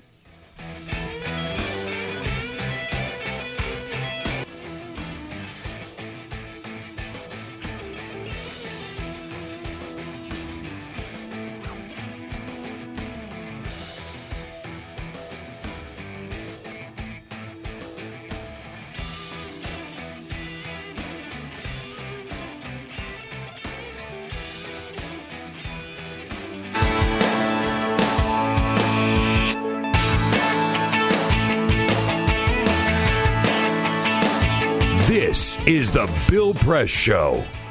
Bill Press Show brought to you today in part by YP.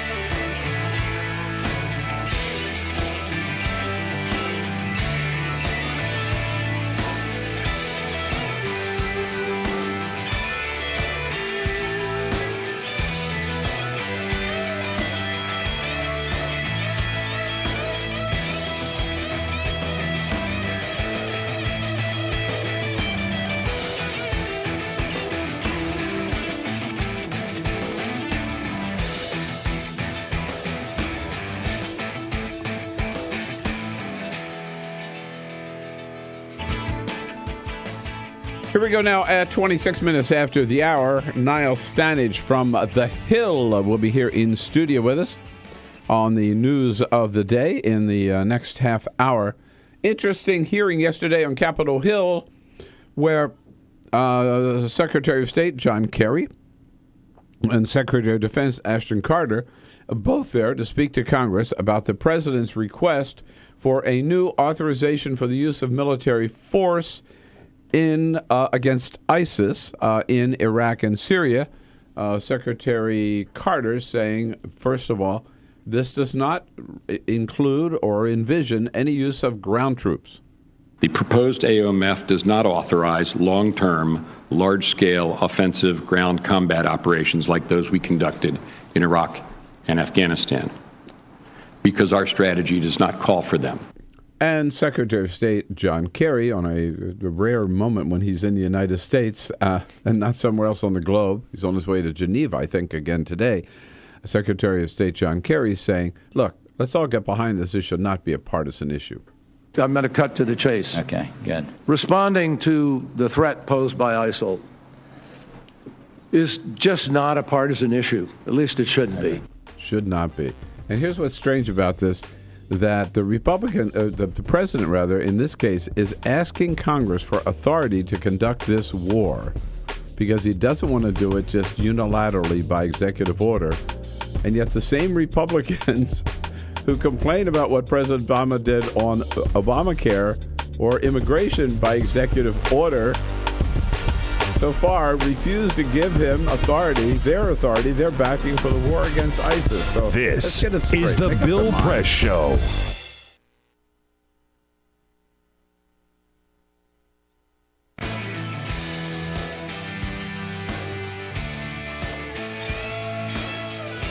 Hey, what do you say? Hello, everybody. Let's take a little time out here for a word about Free Speech TV. You know, you realize how lucky we are? I mean, really. With so much of the media being controlled by corporations or government funding, or Coke money funding or oil funding, it's getting to the point today in the media where, you can't trust anybody in the mainstream corporate media. Look, yeah, Bill O'Reilly's a liar. Well, we knew that, right? Not surprised to discover that all over again. But even Brian Williams was a liar and had to be suspended for 6 months. It's the point where you can't trust anybody, and this whole media madness, there is one island of sanity.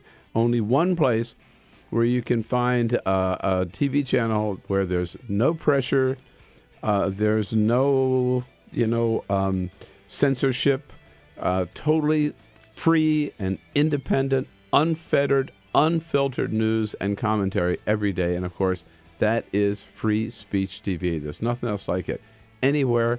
We're lucky to be a part of it. I'm proud and lucky to be a part of it. And I know you feel that way, too. We're like a community, I say, in this island of sanity in the middle of all this media madness. We're a community. We're a partnership. And we're in this together. We, myself and Stephanie and Tom and Amy and all the rest of the good people on Free Speech TV, do our best to bring you the best programming, the best guests, the best commentary every single day. And we ask you to give us your help to make sure we can continue doing that and stay on the air. That's why we have these pledge drives, and we really, really can't stress it enough.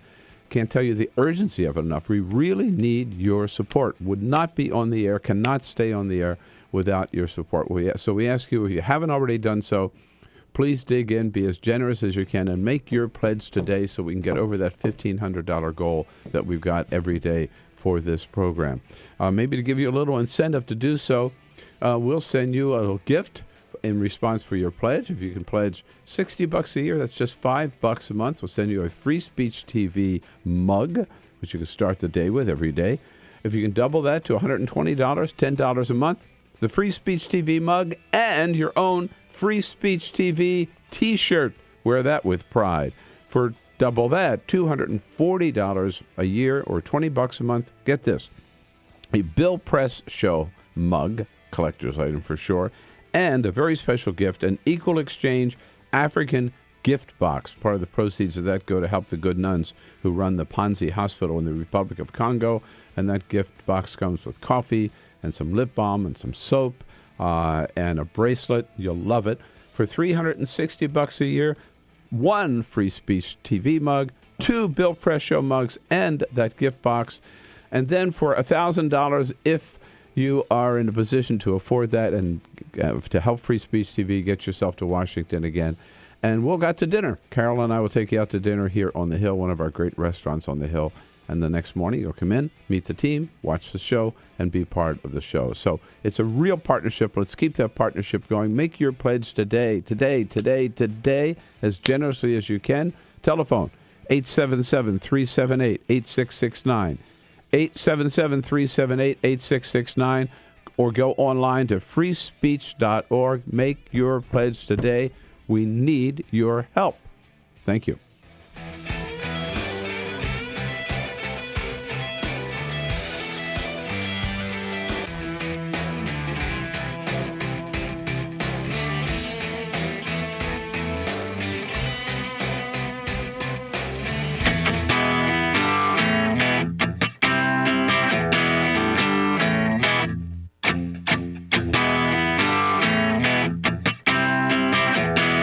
The most valuable morning radio show, according to The Nation magazine. This is The Bill Press Show. What do you say? It's 33 minutes after the hour now here on Thursday, March 12. It is the Bill Press Show. We are coming to you live from Washington, D.C., our nation's capital, where we are brought to you today by the United Steelworkers and their international president, Leo Gerard, the only one and only colorful, outspoken Leo Gerard. Heading up the United Steelworkers, North America's largest industrial union, representing over 1.2 million active and retired members. Check out their good work at their website, usw.org. Congress yesterday tied in knots, at least the Senate, over whether or not to give the president the authority for the use of military force against ISIS, which he has requested. And meantime, a lot of blowback and maybe backfiring on the against the 47 Republican senators who signed that letter to the open letter to the leadership of Iran, kind of warning them not to make a deal with President Obama because you can't trust President Obama. Niall Stanage has the esteemed position of associate editor for The Hill, the great newspaper covering doings and events here in Washington, D.C. And Niall joins us in studio this morning. Nice to see you, Niall. Likewise, Bill. Thanks for coming in. Everything holding together at the Hill? As far as I know, last time I checked. I haven't been in today yet, but last time I checked it was. Yeah, you have a new person at the White House now, Justin Sink. Was there for so long, is joining us in the next hour, actually, but wearing his new hat from Bloomberg. That's right, yes. He's taken the Bloombergian dollar, but, fair enough. Justin's a great guy and did great work for us, and we now have Jordan Fabian doing White House work for us, but I don't know if my path will cross with Justin this morning, but he specifically asked that we keep you separate. That's can't be seen anymore, so I don't want there to be any awkwardness here. Very wise no-fly. Should be a buffer zone. It's like a DMZ, except for the media. Yeah, exactly. But we remember the days when Sam... Young man. The young man, Sam Youngman. Yes, yeah, right. Absolutely. Absolutely. We've cycled through a few of these people. Who's now fled down to Kentucky. Yes, take refuge in his native Kentucky at this point. So we saw the big news conference this week after 10 days where former Secretary of State Hillary Clinton finally broke her silence on her emails and said, yeah, she did it, and she did it just as a matter of convenience. No big deal. Has she put this little flap behind her? I don't think so, quite frankly. I mean, I think that there are obviously people who are critical of her because they're ideologically opposed to her, but I think there are people who are pretty sympathetic to her overall ideology, who didn't think that was a particularly great performance, and who didn't think that necessarily put all these questions to bed. A lot of people, I think, thought that it actually raised more questions, yet again, and gave new legs to the whole controversy. A lot of it is based on, it seems that what they're asking is for us to trust them, trust the fact that she and her team reviewed all the emails, and they sent all the that's that should have been sent to the State Department. End of story. And we destroyed all the rest. Right. That's sort of a stretch, right, I think. But is there any possibility of, this has come up at our briefings at the White House, having a third party, I don't know, retired judge or panel of judges just to review them and say, yeah, they got all the ones they should have. There has been that suggestion, but there has been no suggestion at all that Hillary Clinton will actually go for that plan. She says that the personal emails, which accounted for more than half of the total, have all been deleted. Now, one of the things we don't know is, and I'm certainly no technology expert, but can these things that are nominally deleted actually be restored or recovered if she gave up the email server? Yeah, right. That's a key question that we don't know the answer to. Some technology experts say that probably is the case, but Hillary Clinton says the server will remain private. I don't think that anyone, at least who is fair-minded, disagrees that people are entitled to some level of privacy. Yeah. But when you have such a high level and such a controversial politician saying, yeah, just believe me, trust me, nothing that I deleted was anything to do with my professional life or my work. People, again, not all of them on the right by any means, aren't particularly disposed to take that at face value and say, okay, fair enough. Just an aside, I gave a talk yesterday here at lunchtime in Washington to a group of brokers, financial brokers, and from all the big investment houses around the country. And there are probably 250, 300 people there. I was being interviewed by a member of their organization. Anyhow, and we were talking about this, and he said, I mentioned that her excuse, if you will, was she didn't want the inconvenience of having two phones, of walking around with two phones. And so he said, how many here in the audience, I'm just curious, have more than one phone? I'll bet you at least half the people in the audience raise their hand. And certainly around government employees, starting with the president, right, and starting with members of Congress, they've got their BlackBerry and they've got their iPhone. Right, absolutely. I mean, this is no big deal. No, and this is one of the difficulties with her account of things, is that it seems to lean pretty heavily on, well, you used the word excuses, that don't immediately strike people as totally plausible or totally convincing. I mean, also the fact, if the person who was interviewing you had asked, that audience what the breakdown was between purely personal emails and purely business emails, I think that most people's personal emails don't probably account for more than half of all the emails they receive. And certainly if one is serving as Secretary of State, one wouldn't expect that to be the case. No, but right. There we go. So at any rate, that I don't think, I agree with you that I don't think we've heard the end of this little controversy. Meanwhile, it's interesting to watch the blowback on this letter signed by 47 Republican senators, open letter to the leadership of Iran. And what I find most interesting is that This letter was put together by a senator who's been senator for 60 days. I mean, so John McCain, Mitch McConnell, all these people, Chuck Grassley, all these guys have been around for a long time. They just have ceded any wisdom or authority on foreign policy to Tom Cotton? Well, they might not be so fast to cede it again, given that this hasn't gone fantastically well by all measures. Yeah. I mean, it was obviously a very what's a polite way of putting it? Attention-grabbing or a headline-grabbing move, but I don't think it has proven to be the kind of move that the Republicans would like. It has.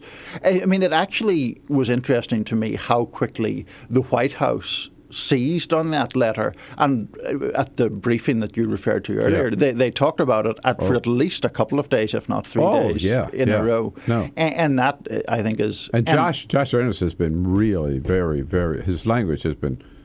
hasn't held back at all. No, right, which I think is, I'm not saying he's insincere, but it's also emblematic of the fact that they think Republicans have overreached on this, that they think that they have overplayed their hand, essentially, and that it's one of those interesting things in politics where a gambit that was intended to increase pressure or ratchet up pressure on President Obama and the administration has had completely the opposite effect, it seems like, has actually given them more room to maneuver because it was seen as an overreach. Right. When the Wall Street Journal says it was a mistake, right, you know it's a kind of a good sign you've gone too far. Right, exactly. I mean, when if you're a Republican and the Wall Street Journal's editorial page disagrees with you, you probably have to ask yourself some tough questions, I think. And the thing also that I keep trying to understand is it's the same thing with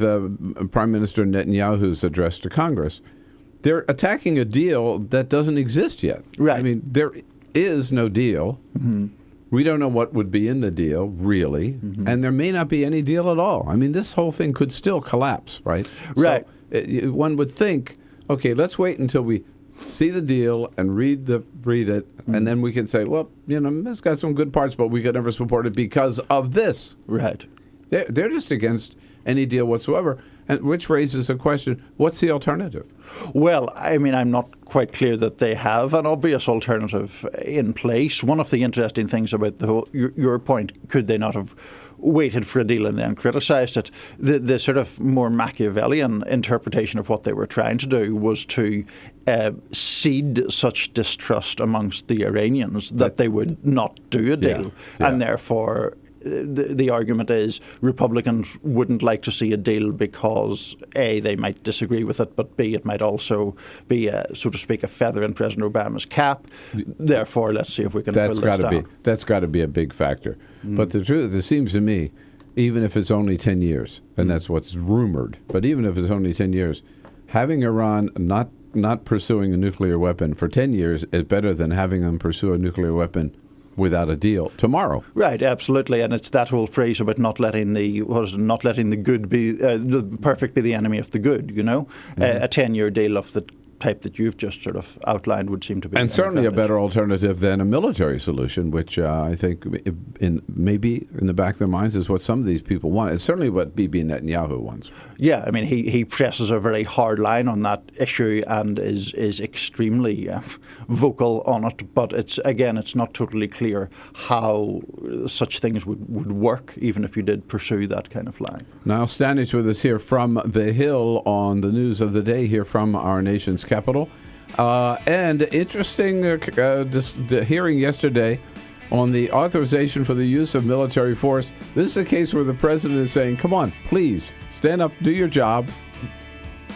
Don't let me fight, lead us into a war unilaterally. Let's have Congress do its job. But they don't seem to be in any hurry to do so. We'll cover that and other topics when we come back with Niall Stanage. You want to join the conversation? You know how to do it. 866-55-PRESS. This is the Bill Press Show. What gets you into college? Good SAT scores? High GPA? Lots of extracurriculars? Sure, but what you really need is money. If you don't have the cash, you'll need a loan. And we mean huge student loans because the cost of college has risen 1,000% in the last 30 years. This means big money for the banks that collect fees and interest. Now, millions of young people are starting their adult lives with an average of $29,000 of loans on their backs. Altogether, we're talking $1.2 trillion in student debt. And more people are finding it impossible to pay them back. Welcome to the student debt crisis. The increasing demand for higher education and cuts to state funding gave colleges a huge incentive to keep inflating prices. I graduated about a year ago, currently in $35,000 of debt. I am in debt about like $25,000. I owe $23,000. I owe over $50,000 in student loans. 38.8 million Americans owe money on a student loan. And the biggest names in banking are making huge profits off the booming student loan industry. Sallie Mae, the largest provider of private student loans, made $949 million last year. They only give you about 6 months to look for a job. You have to start paying back the loan. It's very pressuring, especially nowadays. It's very hard to find a job. Over half of the students graduating in 2012 could not find a decent paying job. They either had low-wage jobs or unpaid internships or were unemployed altogether. So you can't make the payments. You start incurring late fees, which makes the loan even harder to pay off. And it stays with you for years, even decades. Right now, a third of the people who started repaying their loans are delinquent or in default. That's 13.7 million people, more than the populations of Chicago, New York, and San Francisco combined. Worse, it's not just the borrowers who are in trouble. Many loans require co-signers. So if the student is unable to pay, that co-signer, a father, a mother, or a grandparent, is now on the hook. Even a grandparent's Social Security benefits can be garnished to pay the loan. We should have an answer to this. If you get really behind in your car payment or your credit cards, you can file for bankruptcy. But Congress has made it nearly impossible to discharge student loans through bankruptcy. Big institutions make big profits while students try to make ends meet under crushing debt. Is this how we want our education system to work? The whole point of going to college is to get the career you want, but lately that's been discouraged because no one can afford school. You get a job just to pay off your student loans. We need higher education, not higher debt. Sign up to end the student debt crisis at higherednotdebt.org.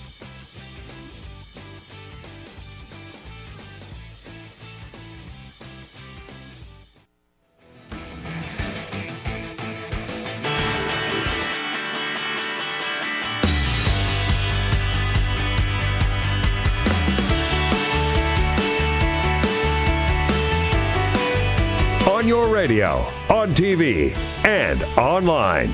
This is The Bill Press Show.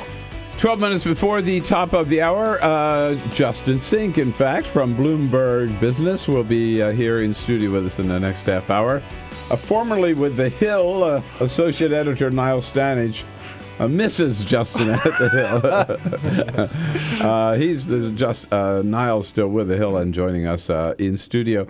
I find this request for authorization for the use of military force, this whole thing, because at the White House, we heard President Obama say over and over again when we first started bombing ISIS last August, whenever it was, I've got all the authority I need to do this. If Congress wants to have something to say about it, that's fine, but I don't need it. I'll welcome it, but I don't need it under the AUMF passed right after 9/11. I've got all the authority I need.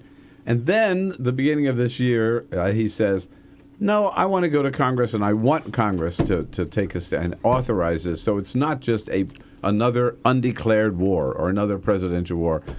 And now that he's asked Congress to act, now they won't do it. Right. I mean, they can't make up their mind, seems to me. No, exactly. Well, I think that part of it is it's easy to criticize him for overreach, which has been a line that the Republicans have pushed a lot. But then when he puts it back to them, particularly when something as controversial as military action, it's like, we're not really all that keen to put ourselves on the record about that one way or another, Yeah. So it the war continues, the bombing continues, and basically Congress seems to be saying, let the president do whatever he wants. We just don't want to get involved. Democrats and Republicans. Yeah, and of course they don't want to explicitly say let the president do whatever he wants. Yeah. So it's all couched in kind of congressional language and rather equivocal and sometimes pretty opaque language. Right. But the bottom line is that nothing is being done. It's interesting. I mean, it doesn't seem to be proceeding to a point where there'll be. It's not that people want to vote no to it. They seem to just not. A lot of members anyway seem to just really not want to put themselves on the record one way or another. Democrats are saying it goes too far in that it gives him sort of a license to do all wars for all time, and Republicans say it doesn't go far enough because it doesn't allow ground troops. Right. No. So there you go. And then you get into all sorts of semantic battles about the actual language that has been suggested by the White House, which is enduring offensive operations, I think. And it's how long is a piece of string? How long is an enduring operation? How much can you attack or not, and what's offensive and what's defensive? All right, so we had a big change last November. Republicans taking control of both houses of the Congress, and the American people were told ahead of time, you put us in charge and we're going to show you how Congress is supposed to work. It's going to be smooth. We're going to go back to regular order. We're going to get things done. No more brinksmanship, no more shutdowns. Put us in charge. We'll show you what Congress how it ought to operate. How are they doing? Well, strangely enough, there has not been a total break in the log jam. Not everything is not suddenly going magnificently on Capitol Hill. I mean, obviously there has still been a great deal of bickering, a great deal of partisanship, but there also, of course, have been divides within the Republican Party. Right, Yeah. which is what is really messing things up, for want of a more technical term, in the House in particular.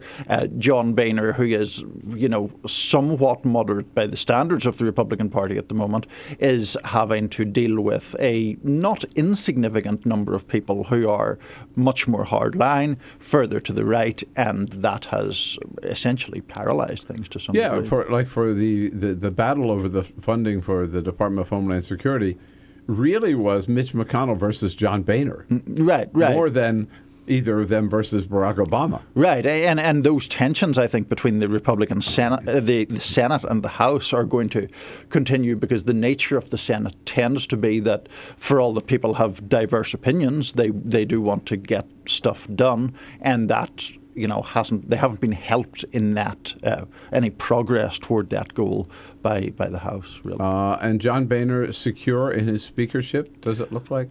Well, secure in the sense that it doesn't look like he's going to be ousted anytime soon. It also doesn't look like the people who have opposed him within his own party are going to be magically won over to his side anytime soon. So I imagine it's an issue of management for him, and he's going to have to just continue to do what he has been doing. It's interesting because every time that he has been able to get anything, they have been able to get anything done, Boehner has had to open up the vote so that Democrats, in other words, he couldn't get what he wants with just Republican votes. Right, exactly. And that cuts across what had been a sort of rule of his, that he wanted to pass things purely with Republican support, a majority of the majority and this kind of thing.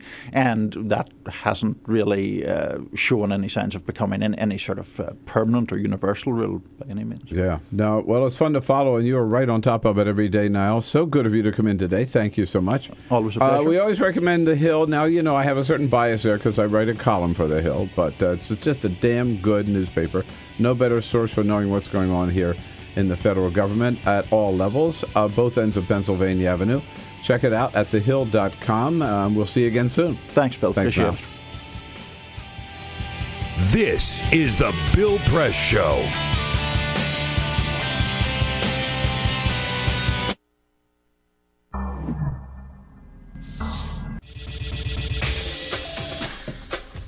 Tune into Free Speech TV for Democracy Now!, a national, independent, award-winning news program bringing you people and perspectives rarely seen on corporate media.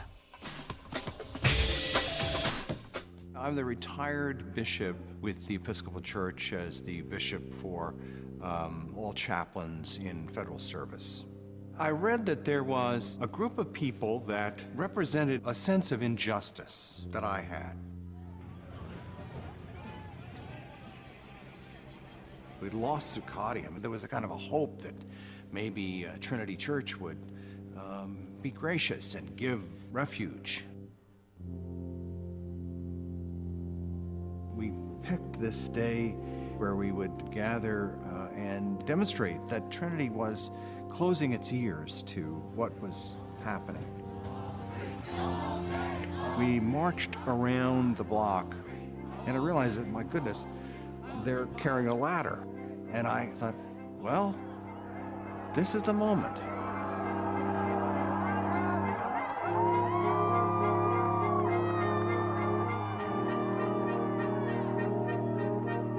You could feel a spiritual presence. You could feel a certain something.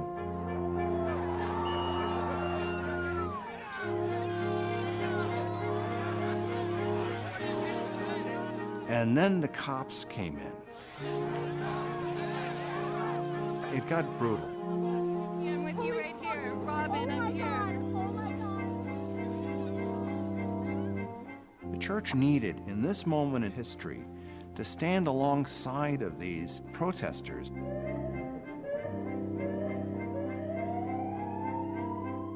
truth of Christ is found in the institutional church, but it is also found on the streets. It's found in the honesty and the integrity, the insistence of people that you find in Occupy Wall Street.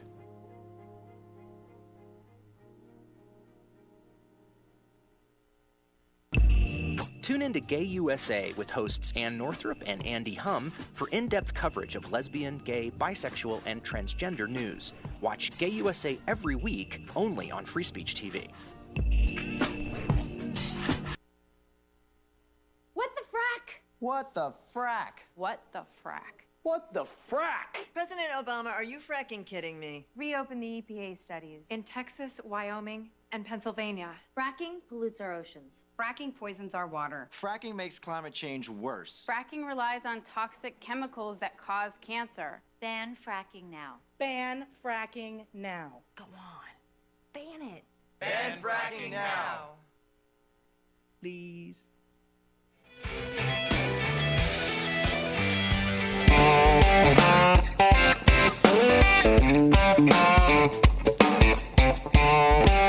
This is the Bill Press Show. Okay, at the top of the next hour, Justin Sink here from Bloomberg Business. And then we'll be joined by J. David Cox, president of the American Federation of Government Employees in studio. President Obama meets with John Kerry this morning at the White House. And then early this afternoon, he heads out to Andrews Air Force Base and then all the way to Los Angeles, where he will tape an appearance on the Jimmy Kimmel Live show this afternoon. That'll air tonight. And then the president does a little fundraising for the DNC at a private residence in Los Angeles. He overnights in Los Angeles and then on to Phoenix, Arizona, on his way back to Washington tomorrow. We'll be right back with... This is the Bill Press Show.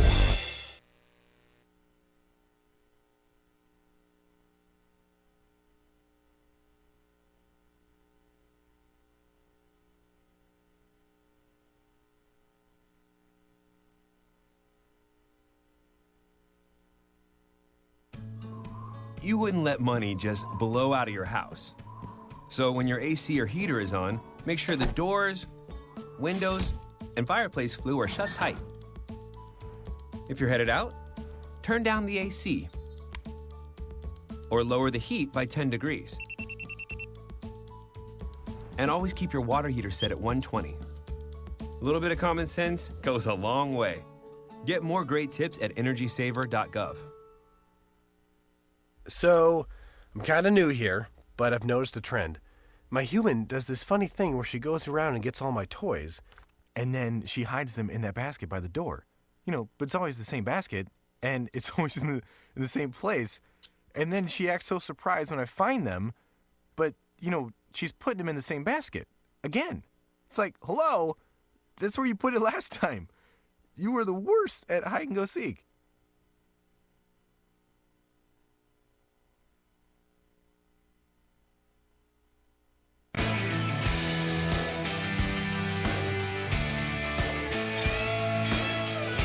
Hey, what do you say? Hello, everybody. Let's take a little time out here for a word about Free Speech TV. You know, you realize how lucky we are? I mean, really. With so much of the media being controlled by corporations or government funding, you know, or Coke money funding or oil funding, it's getting to the point today in the media where, I mean, you can't trust anybody in the mainstream corporate media. Look, yeah, Bill O'Reilly's a liar. Well, we knew that, right? Not surprised to discover that all over again. But even Brian Williams was a liar and had to be suspended for 6 months.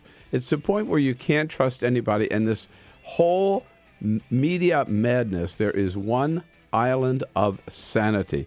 Only one place where you can find a TV channel where there's no pressure, there's no, censorship, totally free and independent, unfettered, unfiltered news and commentary every day. And, of course, that is Free Speech TV. There's nothing else like it anywhere. We're lucky to be a part of it. I'm proud and lucky to be a part of it. And I know you feel that way, too. We're like a community, I say, in this island of sanity in the middle of all this media madness. We're a community. We're a partnership.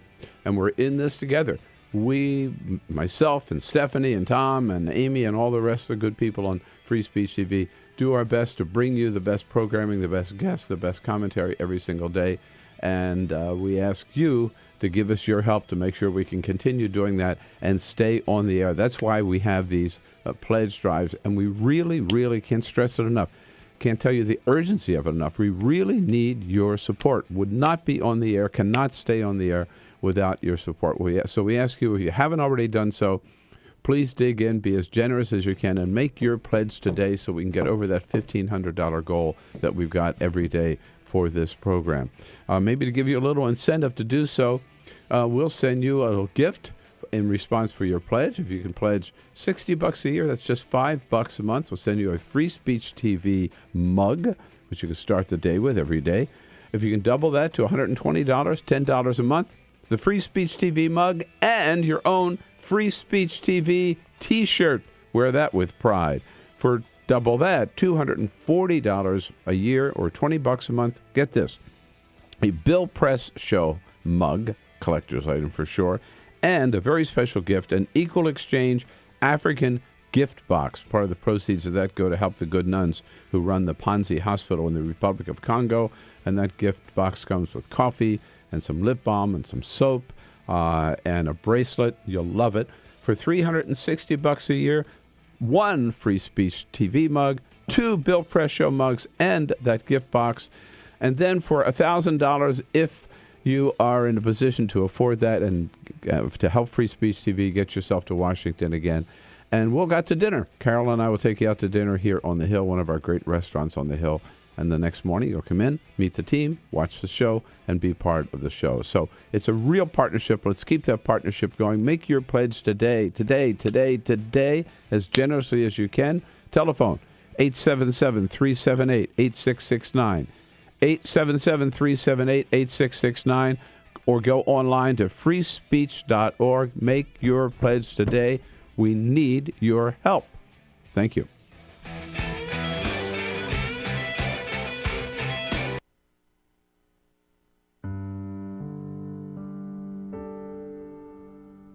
A few years ago, plastic bag waste in our city came to a tipping point. It was clear we had a bag problem. My department was tasked to reduce plastic bag consumption. We needed to come up with ways to change human behavior. So we asked ourselves, would you like a bag? What do people really hate? Yep. Getting punched in the stomach. Preliminary studies showed that the consequences weren't severe enough to warrant behavioral change. Actually, can I get that double bagged? So we thought, what do people hate more than getting punched in the stomach? Kissing Helga. Hey, big boy. People didn't find her so offensive after all, so we had to get creative. How many bags? Okay, now, pour this ice water down your pants. We tried everything.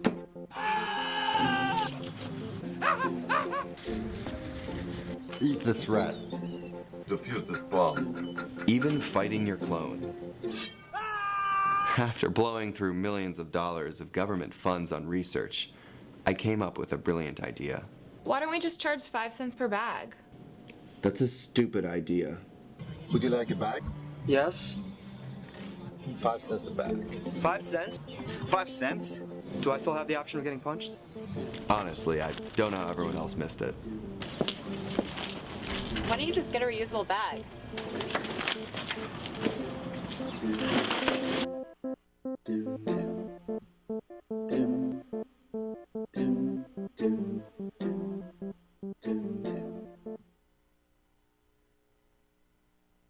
This is the Bill Press Show. More trouble overnight in Ferguson, Missouri. We'll tell you all about it. Hello, everybody. It is Thursday, March 12. Great to see you today, and it's good to be with you on your local progressive talk radio station, coast to coast. Got a progressive talk radio station. We are there with you, bringing you the news of the day and taking your comments. Also joining you coast to coast on Free Speech TV. Got a satellite dish, the Dish Network, or Direct TV, of course. And worldwide, your last resort, I guess, you got an electronic device of any kind, anywhere on the planet. You can find us on YouTube, youtube.com/Talker, TAWKRTV. Look forward to this last hour together today to, kind of round up the big news of the day, and again, take your comments. We look forward to hearing from you at 866-55-PRESS, or send us your comments on Twitter at BP Show, or on Facebook at facebook.com/Bill Press Show. I have to tell you, I was at the briefing the other day, and I had to jump out of the briefing to say hello to one of the people from the White House on another matter. I came back into the briefing, and I heard this familiar voice asking a question, and I looked over, and Justin wasn't where he always is. And I thought, what's going on? Where is Justin? And then I remembered, he's moved up front. Justin Sink, he's up there now with Bloomberg Business, but he's still kind enough to join us here on the show this morning. Hello, Justin. Good to see you. Hey, good to see you. Congratulations. Thank you. With your new hat. Yeah, it's a slightly better view of you're Josh in the Artist, I guess. Second row now, right? Yeah. And Peter, have you noticed that Justin has upped the dress code too a little bit? I don't remember when he was with The Hill that he would wear a tie when he came in the morning. But I have to impress my new bosses before they figure out that this is a horrible decision that they've made. Your former colleague Niall Stanage was in here before you. Yeah, he's wearing a three-piece suit. He had a three-piece suit on. That's the first guest we've ever had come in wearing a three-piece suit. You can't trust the Irish. I mean, they're just I don't know. I don't know about them. Uncomfortable. I haven't seen a three-piece. No, I haven't seen a three-piece suit since the late great Bob Novak on Crossfire, who wore one every day. He probably wore one in sleep. Novak. I accused him of having three-piece suit pajamas. But he had winter, spring, summer, fall, three-piece suit every day. That's Peter Ogburn and Elisa Murphy. Hey, Bill. Guys. Hey, good morning. Alicia Cruz on the phones, 866-55-PRESS, the number, and Cyprian Bolding. On the job on the video cam. Just one little bit of news and update from Ferguson, Missouri. Yes, trouble overnight. There were more protests in front of the protesters in front of the police department, and shots rang out. The chief of police of St. Louis County telling us the outcome here. St. Louis County officer was struck in the shoulder, and a Webster Groves police officer was struck in the face. Both wounds were serious. Both officers in the hospital, neither life-threatening. They are conscious, but they were badly hurt. And again, the police chief tells us the only reason they were shot. These police officers were standing there, and they were shot just because they were police officers.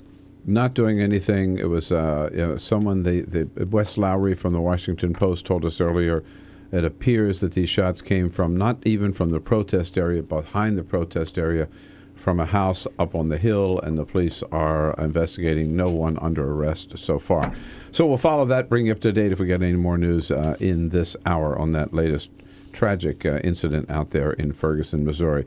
Again, Justin Sink here with us for the first hour. J. David Cox, president of the American Federation of Government Employees, joins us in the next half hour. But first, This Peter, what's up? is the Full Court Press. Yes, indeed, Bill. Just a couple of other stories making news. The Wilmington Blue Rocks. Are you familiar with the Blue Rocks? Wilmington, Delaware. That's right. The minor league baseball team from My Wilmington, hometown. Delaware. Well, near Wilmington I grew up, but sure. Delaware City. In Wilmington, they have the minor league baseball team, the Blue Rocks. And yesterday, they tweeted out a photo of their latest creation that you can buy when you go to see a Blue Rocks game. And it just says, "We partnered with Krispy Kreme, and we present you with the Krispy Kreme Donut Dog."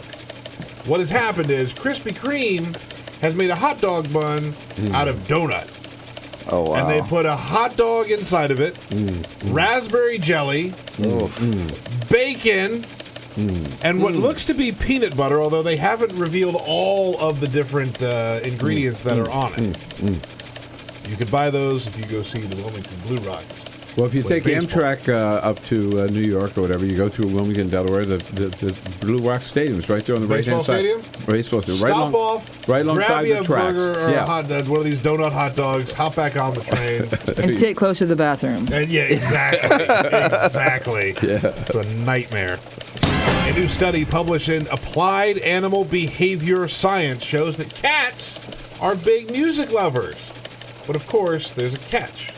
Cats only like music that is composed for them, with them in mind. So these scientists made this music This is ridiculous. based on this. Hear me out. Here's what they did. I also, first of all, are you a regular subscriber of Applied Animal Science are you Journal?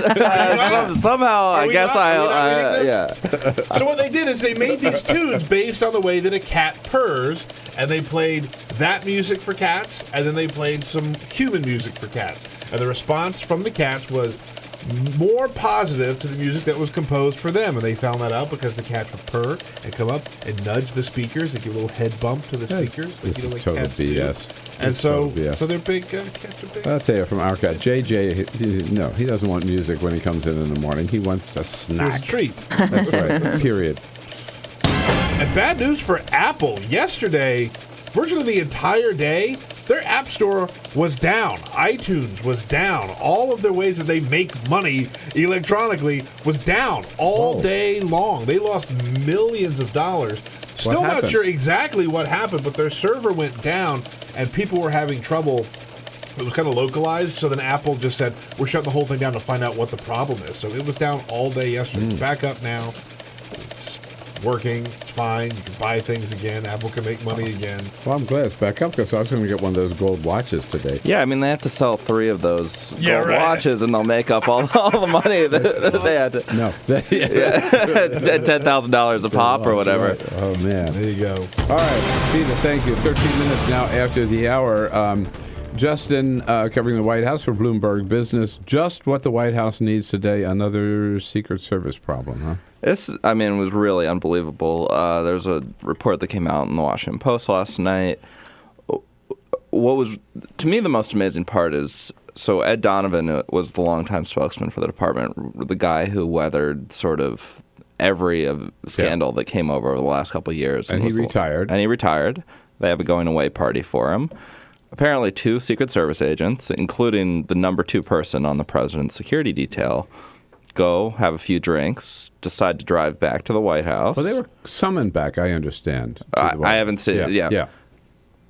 Throw on their lights, and there's a temporary barricade that's been set up because there's a suspicious package outside the White House.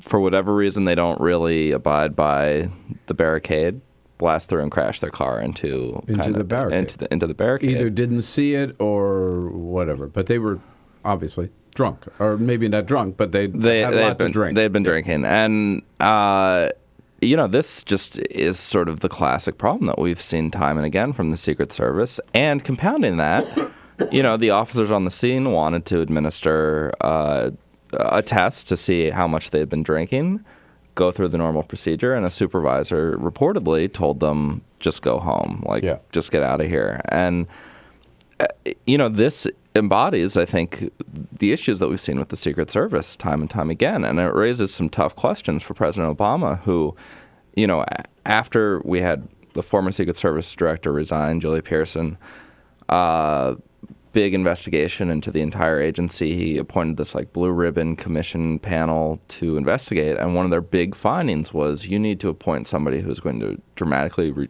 change the culture of the agency, and it needs to be somebody from the outside, because somebody from the inside is sort of too embedded in it. He ignores that advice, instead appoints a former agent on his security detail as the new permanent director. Joe Clancy. Exactly, and says, well, we think he can change it from the inside. We think he knows what to do. And this incident, I think, really draws into question that decision, and also kind of underscores some of the issues that continue to face the agency. And it's really unfortunate because, as you and I know, 99.9% of those officers there, they're tremendous people. They really put their lives on the line every single day. They're hard work. And these guys, both of whom, one was from the field office, one from the White House, but both highly respected members. And here they go off and do something dumb like this and throw a black eye on the entire agency and the new director all over again, right? Yeah, and what were they thinking? And the field agent there, I can understand. I mean, I can't really understand, but I see how people make mistakes. I think in any industry, in any job, people make mistakes. Right. But the more troubling problem, and to some regard, is the person who came to the scene after this had happened and tried to sweep it under the rug. Yeah, these are the problems that have been affecting the agency for a long time, and and really speak, I think, to the culture and the issues that and it's pretty clear that if this were an outsider, a tourist driving a car, who went into that driveway and then crashed into the barricades. They'd be Gitmo. They probably would not have got out of the car alive. I mean, they'd be lucky to get out alive. Yeah. Drinking or not. I mean, yeah. So it's unfortunate, and there is now another investigation. The president has said he welcomes the investigation, but it's going to be just one more blow against them. Right. The president today, on his way to Los Angeles, first time with Jimmy Kimmel as president. Is that right? Yeah. Okay. Right.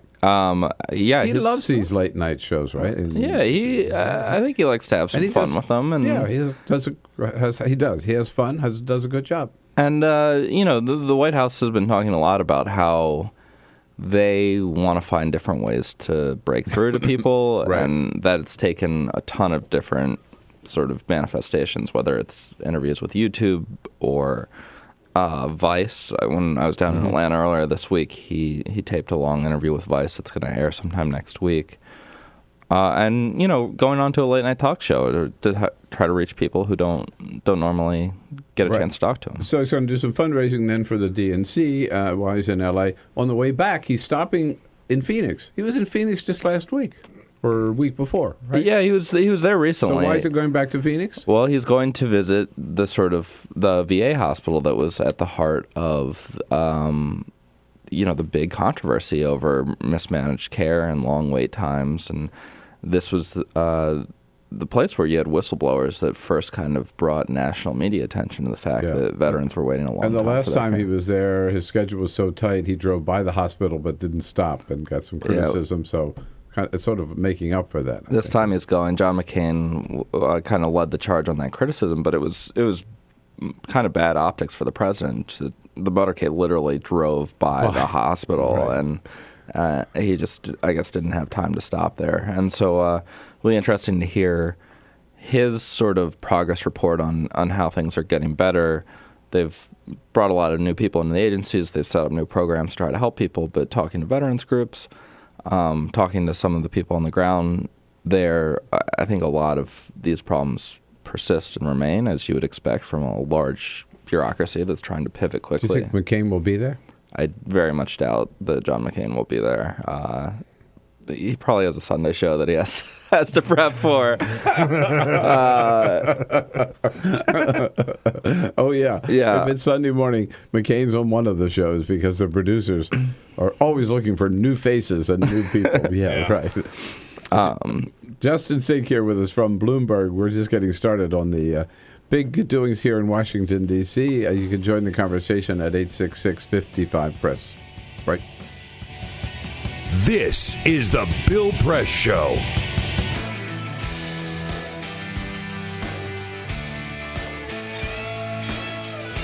Hey, what do you say? Hello, everybody. Let's take a little time out here for a word about Free Speech TV. You know, you realize how lucky we are? I mean, really. With so much of the media being controlled by corporations or government funding, you know, or Coke money funding or oil funding, it's getting to the point today in the media where, I mean, you can't trust anybody in the mainstream corporate media. Look, yeah, Bill O'Reilly's a liar. Well, we knew that, right? Not surprised to discover that all over again. But even Brian Williams was a liar and had to be suspended for 6 months. It's the point where you can't trust anybody. And this whole media madness, there is one island of sanity. Only one place where you can find a TV channel where there's no pressure, there's no, censorship, totally free and independent, unfettered, unfiltered news and commentary every day. And, of course, that is Free Speech TV. There's nothing else like it anywhere. We're lucky to be a part of it. I'm proud and lucky to be a part of it. And I know you feel that way, too. We're like a community, I say, in this island of sanity in the middle of all this media madness. We're a community. We're a partnership. And we're in this together. We, myself and Stephanie and Tom and Amy and all the rest of the good people on Free Speech TV, do our best to bring you the best programming, the best guests, the best commentary every single day. And we ask you to give us your help to make sure we can continue doing that and stay on the air. That's why we have these pledge drives, and we really, really can't stress it enough. Can't tell you the urgency of it enough. We really need your support. Would not be on the air, cannot stay on the air without your support. So we ask you, if you haven't already done so, please dig in, be as generous as you can, and make your pledge today so we can get over that $1,500 goal that we've got every day for this program. Maybe to give you a little incentive to do so, we'll send you a little gift in response for your pledge. If you can pledge $60 a year, that's just $5 a month. We'll send you a Free Speech TV mug, which you can start the day with every day. If you can double that to $120, $10 a month, the Free Speech TV mug and your own Free Speech TV T-shirt. Wear that with pride. For double that, $240 a year or $20 a month. Get this, a Bill Press Show mug, collector's item for sure, and a very special gift, an Equal Exchange African gift box. Part of the proceeds of that go to help the good nuns who run the Panzi Hospital in the Republic of Congo. And that gift box comes with coffee and some lip balm and some soap and a bracelet. You'll love it. For $360 a year, one Free Speech TV mug, 2 Bill Press Show mugs, and that gift box. And then for $1,000, if you are in a position to afford that and to help Free Speech TV, get yourself to Washington again. And we'll go to dinner. Carol and I will take you out to dinner here on the Hill, one of our great restaurants on the Hill. And the next morning, you'll come in, meet the team, watch the show, and be part of the show. So it's a real partnership. Let's keep that partnership going. Make your pledge today, as generously as you can. Telephone, 877-378-8669. 877-378-8669. Or go online to freespeech.org. Make your pledge today. We need your help. Thank you.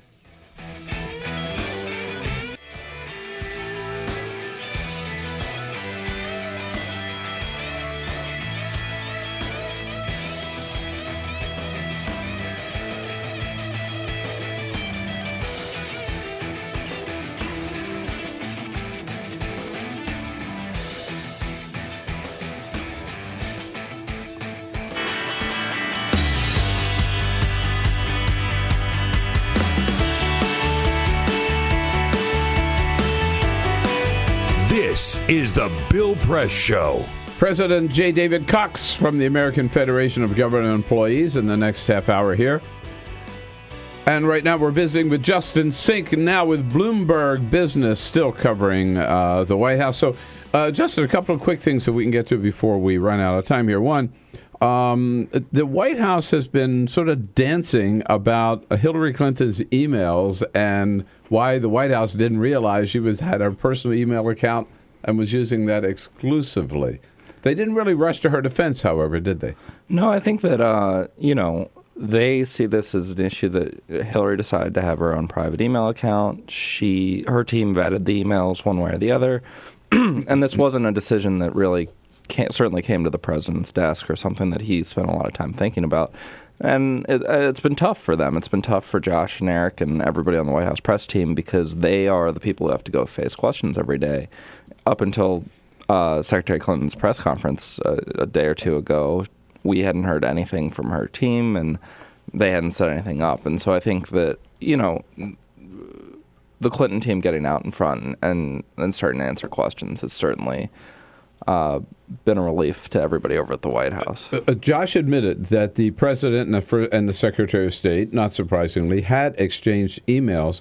Is it possible that the president exchanged those emails without realizing they were coming from a personal email account? Well, Josh also said, and this was kind of back and forth that we had probably on Monday, that, the president typed in the email address. He understood that it wasn't going to state.gov, but that he also probably didn't think that hard about, you know, how this was set up, what the implications were of it. He just had the expectation that, and the president has the expectation that every email that he sends is archived because it's archived on the White House's end. And so I think that for Obama, there's not a lot of questions about whether his emails are being saved. It's just on Hillary's end. Right. Now, again, going to these briefings, you and I see that very often I get frustrated because the White House will not say what they're not strong enough. You know, they won't say really what we know that they think. On this letter sent by 47 Republican senators to the Ayatollah, they have not held back at all. No, I think they're very upset about it. We saw yesterday, in fact, them circulate editorials from, if you have a newsletter in this country and you've written something bad about that letter, the White House has picked it up and is distributing it to reporters at this point, and they are really pushing back against this letter. They see it as a sort of diplomatic breach, and it's, I think, also symptomatic of what has been a struggle over the last year or so, which is that Republicans in Congress have really tried to interject themselves more and more into foreign policy in a way that, you know, traditionally that's the realm of the president, and domestic policy debates are between the president and Congress. Yeah, but they've been very harsh in their condemnation of it.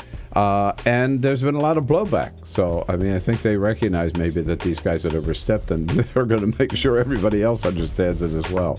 Yeah, okay. and hopefully I think, or they hope that it gives them some more rope for these negotiations. Yeah. Justin, congratulations again on the new job. Proud of you. Okay, Thank you. And stay close to us. Of course. Thank you. Thanks for coming in. We'll see you again soon. This is the Bill Press Show.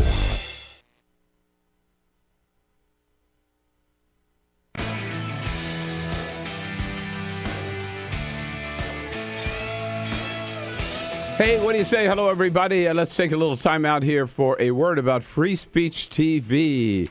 You know, you realize how lucky we are? I mean, really.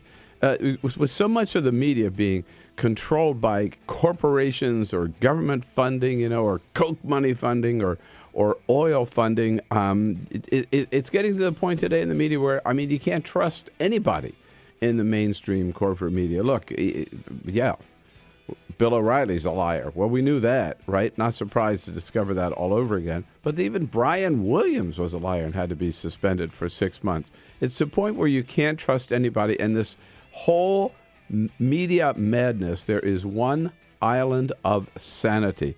Only one place where you can find a TV channel where there's no pressure, there's no, censorship, totally free and independent, unfettered, unfiltered news and commentary every day. And, of course, that is Free Speech TV. There's nothing else like it anywhere.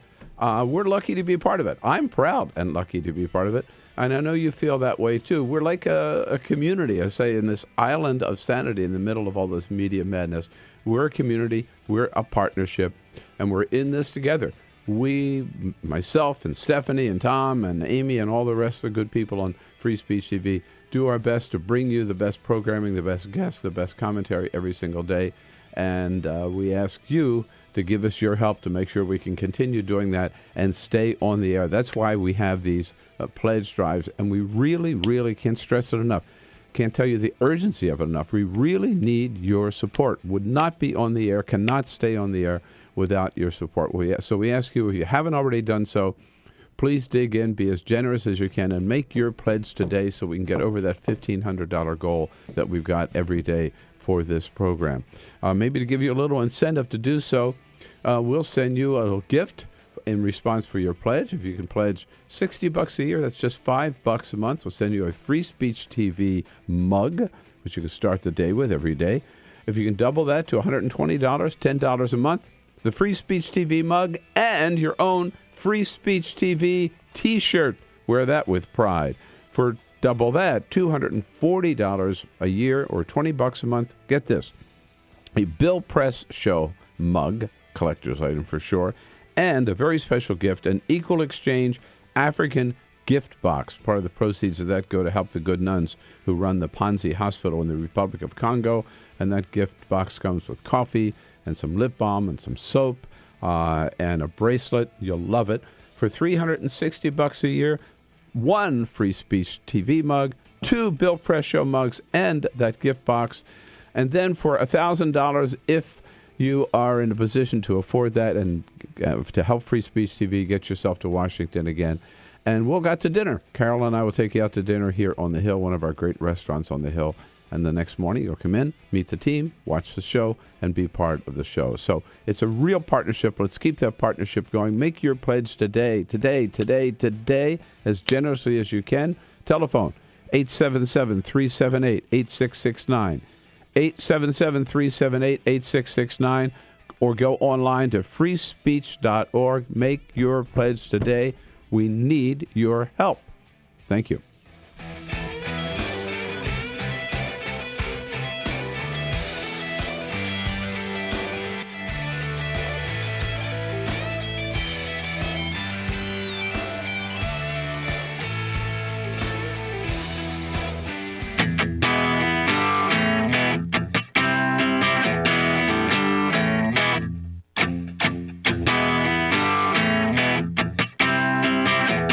The most valuable morning radio show, according to The Nation magazine. This is The Bill Press Show.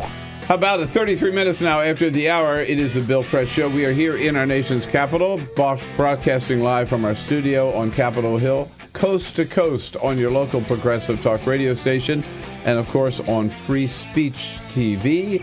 And brought to you today by the American Federation of Government Employees, and all the good men and women of the AFGE under President J. David Cox. We are proud to have their support. We salute them for our good work keeping our federal government working every day on behalf of all Americans. And you can find out more about their good work at their website, afge.org, or you can just ask President J. David Cox, who's sitting right across from me and here in studio with us this morning. Mr. President, it's always good to see you. Thank you. Good to see you, Bill. Great to be here. And it's not snowing, so that's kind of exciting. DC's starting to have nice weather. Yeah, it's almost. That one day it went up like to 40 and it felt like spring. I was ready for it. It was like, let's a new lease on life. But It's exciting to be here. I'm a little jealous of the fact that you were able to be last weekend right where all the action was in Selma, Alabama. Tell us about that. It must have been exciting, huh? A mountaintop experience for a Southern boy that turned 64 years old this past Monday. I was 14 when Bloody Sunday took place, or actually 13, 2 days away from being 14. And to be able to walk across the bridge with two presidents, President Obama, President Bush, John Lewis, and the foot soldiers, a lady that was 107 years old that was beaten unconscious, seeking the right to vote. And she told me that she had voted in every election since that time, and she was upset with those folks that stay home and don't vote. Good that she for her. was willing to give her life for the right to vote. Yeah, and that's what that was all about. I mean, the Voting Rights Act would not have happened without that march. Very much so. But it was such a moving experience, and obviously a time to get to interact with President Obama and President Bush, and not once but twice I got to remind President Obama that it's time to give federal employees a raise. All right. Well, he did give it. There was a little mini raise in the last little budget, mini right? raise, Yeah, but not enough. Actually, we had with the administration started, we federal employees did not get pay parity the first year, 3 years of pay freezes, then 2 years of a 1% across the board. It's time to raise wages in this country. And the Congress, the two entities that they get to vote on wages, they get to vote to raise the minimum wage, they get to vote to raise federal employees' wages. So it's time that Congress takes a leadership role, raise wages, and I believe the rest of the country will follow suit. Now, there was an issue in terms of talking about federal employees with this whole flap over the Department of Homeland Security, which ended up okay, I guess. But there was a threat. What would it have meant to this country to have DHS shut down? What would have happened would Border Patrol agents, TSA, ICE agents, all of Homeland Security, most of them, 200,000 plus of them, would have been required to go to work but not get paid on payday, which no other employer in this country is allowed to do. We salute Leader Pelosi for her leadership in the House, that she's worked very hard to get the full year funding. We had that 1 week, and her leadership brought about that full year's worth of funding. And this country is safe and secure because of what those men and women do. They protect our borders. They protect us from terrorists on airplanes. They're the Coast Guard. They're the FEMA folks that's responding to emergencies. Secret Service. I mean, the list goes on and on. Homeland Security is very important. And to believe that members of Congress would hold the security of this country hostage just for other things. There's plenty of ways and avenues to debate and to deal with immigration reform. Congress is free to pass and any laws they want to do, and that's what they just need to do in that mannerism. What I couldn't debate believe is some of these conservatives were saying, no, everything's going to be all right. This is no big deal because they're going to come to work anyway. They just won't get a paycheck, as you pointed out. As if, right? Members of Congress, by the way, they're coming to work without. And let's talk about the fact. And your members live from paycheck to paycheck, I'm absolutely. Sure. Our TSA agents are the lowest employees in the country. Most of them around $400 a week take-home pay. Many of them, the husband and wife working there, $200 a week child care alone or more to live. That means that their rent goes unpaid, their electricity goes unpaid. Let's be real over that. These are not wealthy individuals. Yeah, I think most members of Congress could probably miss a whole year's worth of pay and it wouldn't affect me. They would just get some money out of their trust fund. Yes, that's true, Bill. They would. But no, we are so glad that legislation was passed, so at least we have breathing room for a year. And these men and women, Border Patrol, TSA, ICE, Coast Guard, FEMA, all those folks, federal buildings, do a fantastic job for the people. On the labor front, we saw this week Scott Walker in Wisconsin. Who's I've never seen anybody like this. He's running for president based on the fact that I'm anti-union. I'm going to war against working families, and therefore I'm qualified to be president. Signing right-to-work legislation in Wisconsin. We've seen this now in more and more states. What's it mean for average working families? It's right to work for less, Bill. That's what that legislation is really about. means. That's what it means having where right to work. Means less pay, the way to weaken unions, to weaken the middle class and the working people of this country. Scott Walker has led this charge. He has equated members of labor unions as terrorists. Let's be real. I am not a terrorist. I am a registered nurse that served this country by caring for America's veterans, stood at their bedside, held their hand till they drew their last breath. I am not a terrorist. I'm a trade unionist, and I love this country. And this man is out of control, and it's time for the people of Wisconsin to rein him in. I would hope so. Yeah, I mean, he actually said that, as you pointed out, that he's qualified to take on ISIS. He proved it because he took on the unions. Labor unions brought the 40-hour week. They brought pension plans. They brought health care. They brought job safety. Unions have brought all those things. Even people that are not members of unions or represented by unions benefit from it every day of their lives. Right. Now, related to the right to work is another big issue, which I'm afraid the president may be on the wrong side of, and that is he wants a trade deal. Not only does he want a trade deal, but he's asking Congress for what they call fast-track authority, or executive authority, to make that trade deal on his own without Congress ever being able to amend it or anything, just vote up or down. Fast-track. The president, for the country or not? The president is wrong on this. Fast track is wrong for this country. Sure, if we're going to have trade deals, Congress should do its job. It should debate the issue, should have the ability to amend the issue, put in various agreements.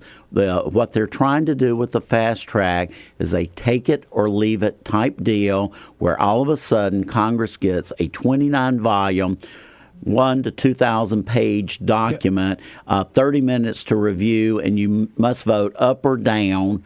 And there's a lot of backroom secret dealing.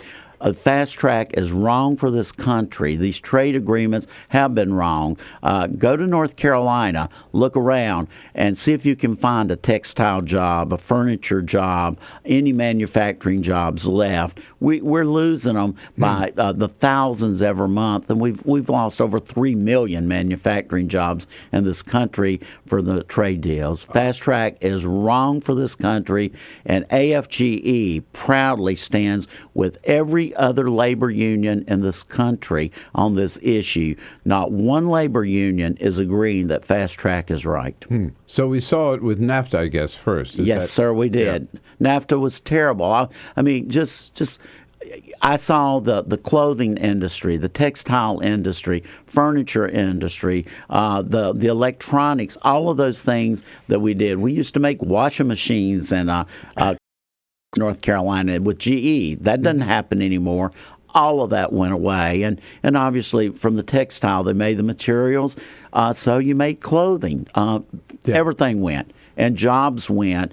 And let's be real, service industry jobs, there can only be so many fast food workers in this country, and let's be real, they're not making very much money. They need a raise, too. Yeah, absolutely. One of our great labor leaders in this country, J. David Cox, who's president of the American Federation of Government Employees, here in studio with us. A rare chance to ask a question right to the head of one of our great labor unions. You have an opportunity here at 866-55-PRESS. We're just getting started on some of the big issues facing working families today. We'll be right back and continue the conversation with all of you and with President J. David Cox. This is the Bill Press Show.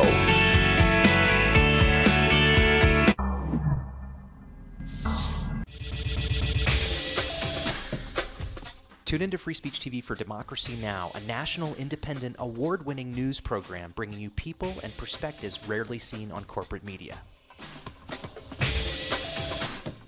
I'm the retired bishop with the Episcopal Church as the bishop for all chaplains in federal service.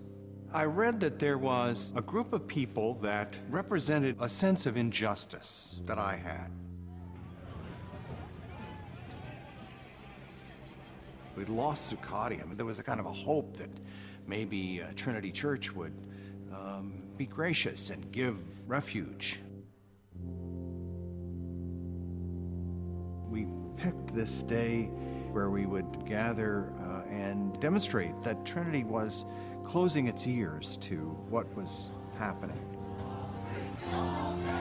We marched around the block, and I realized that, my goodness, they're carrying a ladder. And I thought, well, this is the moment.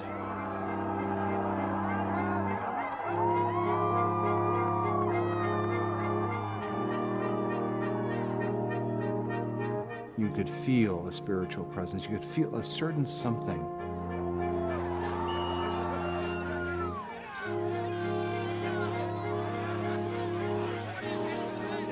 And then the cops came in. It got brutal. I'm with you right here. Robin, I'm here. The church needed, in this moment in history, to stand alongside of these protesters.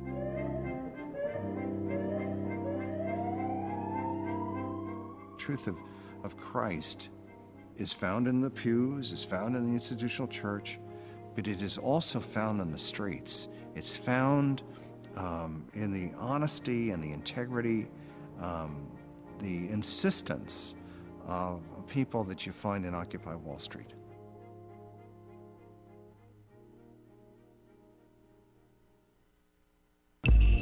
Tune in to Gay USA with hosts Ann Northrup and Andy Hum for in-depth coverage of lesbian, gay, bisexual, and transgender news. Watch Gay USA every week, only on Free Speech TV. What the frack? What the frack? What the frack? What the frack? President Obama, are you fracking kidding me? Reopen the EPA studies. In Texas, Wyoming, and Pennsylvania. Fracking pollutes our oceans. Fracking poisons our water. Fracking makes climate change worse. Fracking relies on toxic chemicals that cause cancer. Ban fracking now. Ban fracking now. Go on. Ban it. Ban fracking now. Please.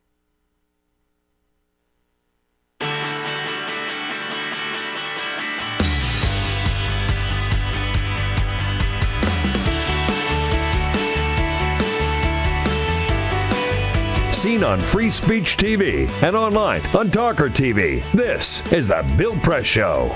Here we go now, 13 minutes before the top of the hour. Honored to have in studio with us President of the American Federation of Government Employees, President J. David Cox. President Cox, again, thanks for coming in. We were together. I was had such fun, and thank you for the invitation again to join you and a lot of your members here in Washington at your big Christmas luncheon, where you talked about the organizing campaign for AFGE this year. I mean, you got some set some pretty ambitious goals for growing that union. Clearly, Bill, we are. How's it going?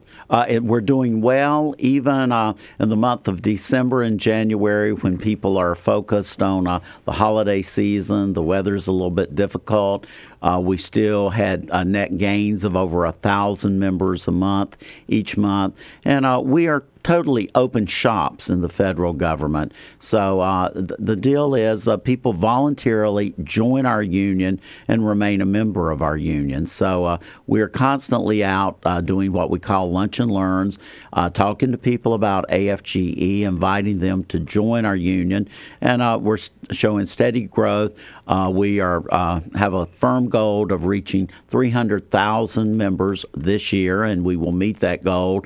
And we believe in the next 5 years that we can be over 500,000 members by aggressively organizing, talking to people, and asking them to join the union. And also, I imagine, and I have the feeling as a longtime union member myself and a strong supporter, as you know, that a lot of working men and women today don't realize the benefits that have come from labor unions and the protection that they get today by being a member. They don't. And we realize in the federal government and all the places that we represent, federal and D.C. city government, that we have to ask people frequently. We ask folks, sure, I'd love to join the union. No one's asked me yet. So it's Right. it's that simple to ask folks. Sure, there's others you've got to convince. The things that we do, we represent, we negotiate, we legislate. Very few of our members do we represent in disciplinary adverse actions. Mostly we're on the Hill lobbying for their pay, their benefits. That's who we have to bargain all that with is the Congress and the President. And we bargain contracts that govern the working conditions. But if there are members of the workforce today who are really under fire, it's public employees at the state level, the county level, the city level, and the federal level. It is from the top to bottom. When I look at what's happening in the state and city governments, I look at my friends and AFGE and the American Federation of Teachers. I have never seen a country go after teachers, the people that taught us how to read and write, that give us the ability to make a living, and for the public workers. Yes, I mean the cops and firefighters and the trash collectors. Let's be real. All of the waterworks. I mean, very, very important jobs to make a city operate. And it's been death by 1,000 cuts as we're seeing with the public employees at the state level. Our greatest fear in the federal government level is death by one stroke of the juggler, because Congress has the ability to pass laws that would just annihilate collective bargaining and dues withholding in the federal government, as they have tried to do and have done, like in states like Wisconsin. Now, you started out by telling us you had a chance a couple of times in Selma last weekend to whisper in the president's ear that it's time for a raise. This is a fundamental problem today with this economy. I mean, where everybody says, well, we're now into full economic recovery. But for a lot of people, their wages don't show it, right? Bill, I don't believe I whispered. I believe I spoke very loudly as they... Knowing you, I'm sure you did. As they introduced me, President of the American Federation of Government Employees, J. David Cox, my exact words, boss man, it is time for a raise. Michelle Obama started laughing, and she reached over and gave me a kiss, and the president, kind of was looking and dancing around. And even when we were getting ready for the march, President Bush was out there, and we were chit-chatting, and I had the opportunity to thank President George Bush for one of the final acts that he did as president. He commuted the sentence of the 2 Border Patrol agents that were AFGE members that we believe were certainly treated unfairly and prosecuted unfairly. And I thanked President Bush for that. And he turned around and smiled after a few seconds and said, I believe that is the first and only time that AFGE ever thanked me for anything. But hey, he deserved that thanks. Yeah. But then I also reminded President Obama that President Bush gave us much better raises than he did. And he said, well, I believe that's the second time you're asking for a raise. It's time for everybody, every worker in this country. Wages have to be raised. Wages are stalemate.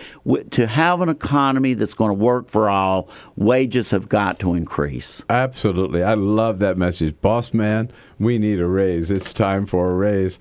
Spoken right there from the president of the AFGE to the president of the United States, President J. David Cox. Great to see you. Thanks so much for coming in today. Thanks for having me, Bill. Great to be here. All right. And again, thanks for your support of the program. I'll be right back with a quick parting shot. This is the Bill Press Show.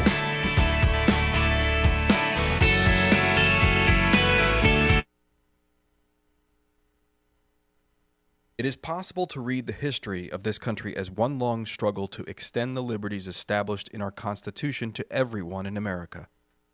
In other words, who, according to our laws and culture, gets to be considered a person? The law creates legal personhood, and movements create law and change culture. So, how have the courts passed laws to shape our culture? That history goes way back before Citizens United. 1819, Dartmouth College versus Woodward, Supreme Court case, turned a corporate charter from a government-granted charter to a contract. This ruling gave corporations standing within the Constitution. 1886, Santa Clara County versus Southern Pacific Railroad. Though the court did not rule on corporate personhood, the decision was subsequently cited as a precedent to hold that a private corporation is entitled to the same 14th Amendment rights of due process and equal protection as human beings. This makes it impossible for us to make laws that treat local businesses any differently than giant multinational corporations, even if their business practices are deemed to be harmful to workers, the environment and communities, or if they have a history of violating the law. Hale versus Henkel, 1906. The court granted corporations the Fourth Amendment search and seizure protection. Dodge versus Ford Motor Company, 1919. The Michigan Supreme Court says the business corporation is organized and carried on primarily for the profit of the stockholders. Stockholder primacy is established. The purpose of the corporation, according to the court, is no longer to serve the public good, as it had been. It is now to maximize profit for shareholders above all else. Pennsylvania Coal Company versus Mahon, 1922. Corporations get the Fifth Amendment takings clause, meaning if you pass a regulation that impacts a corporation's ability to make a profit, that is deemed a taking, and they can sue for the right to future profits lost. This creates a chilling effect, and local and state governments become much more hesitant to pass laws in the public interest for fear that corporations can claim loss of potential profits that cities and states will be on the hook to pay. Buckley versus Vallejo, 1976. The Supreme Court rules that spending money to influence elections is protected under the First Amendment, in effect saying that money is speech. Citizens United versus Federal Election Commission, 2010. Today, the Supreme Court of Chief Justice John Roberts declared that because of the alchemy of its 19th century predecessors in deciding that corporations had all the rights of people, any restrictions on how these corporate beings spend their money on political advertising are unconstitutional. The court's ruling threatens to undermine the integrity of elected institutions across the nation. It's a rejection of the common sense of the American people.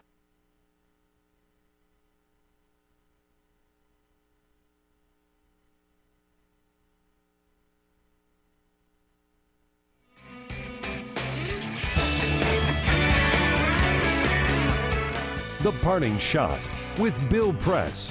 This is the Bill Press Show. Okay, Obamacare. Notice nobody's talking about it anymore. Republicans aren't. You know why? Because it's working. The administration just yesterday released the latest numbers on enrollments under the Affordable Care Act. A total of 11.7 million Americans signed up for health insurance this year, up from 8 million last year.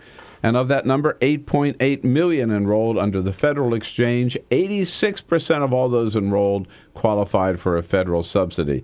That's good news, but it could quickly turn into a disaster if the Supreme Court goes along with that crazy claim that only people who signed up on state exchanges qualify for a federal subsidy. That would mean some 7.5 million Americans would lose the health insurance that they are able to have now for the first time because they can afford it thanks to a federal subsidy. That's what's at stake with this big Supreme Court decision. So say a prayer. They go the right way. Say a prayer for Obamacare. That's it for today, folks. Thanks for joining us. We'll see you again tomorrow. Come on back. This we'll be looking is for the you. Bill Press Show.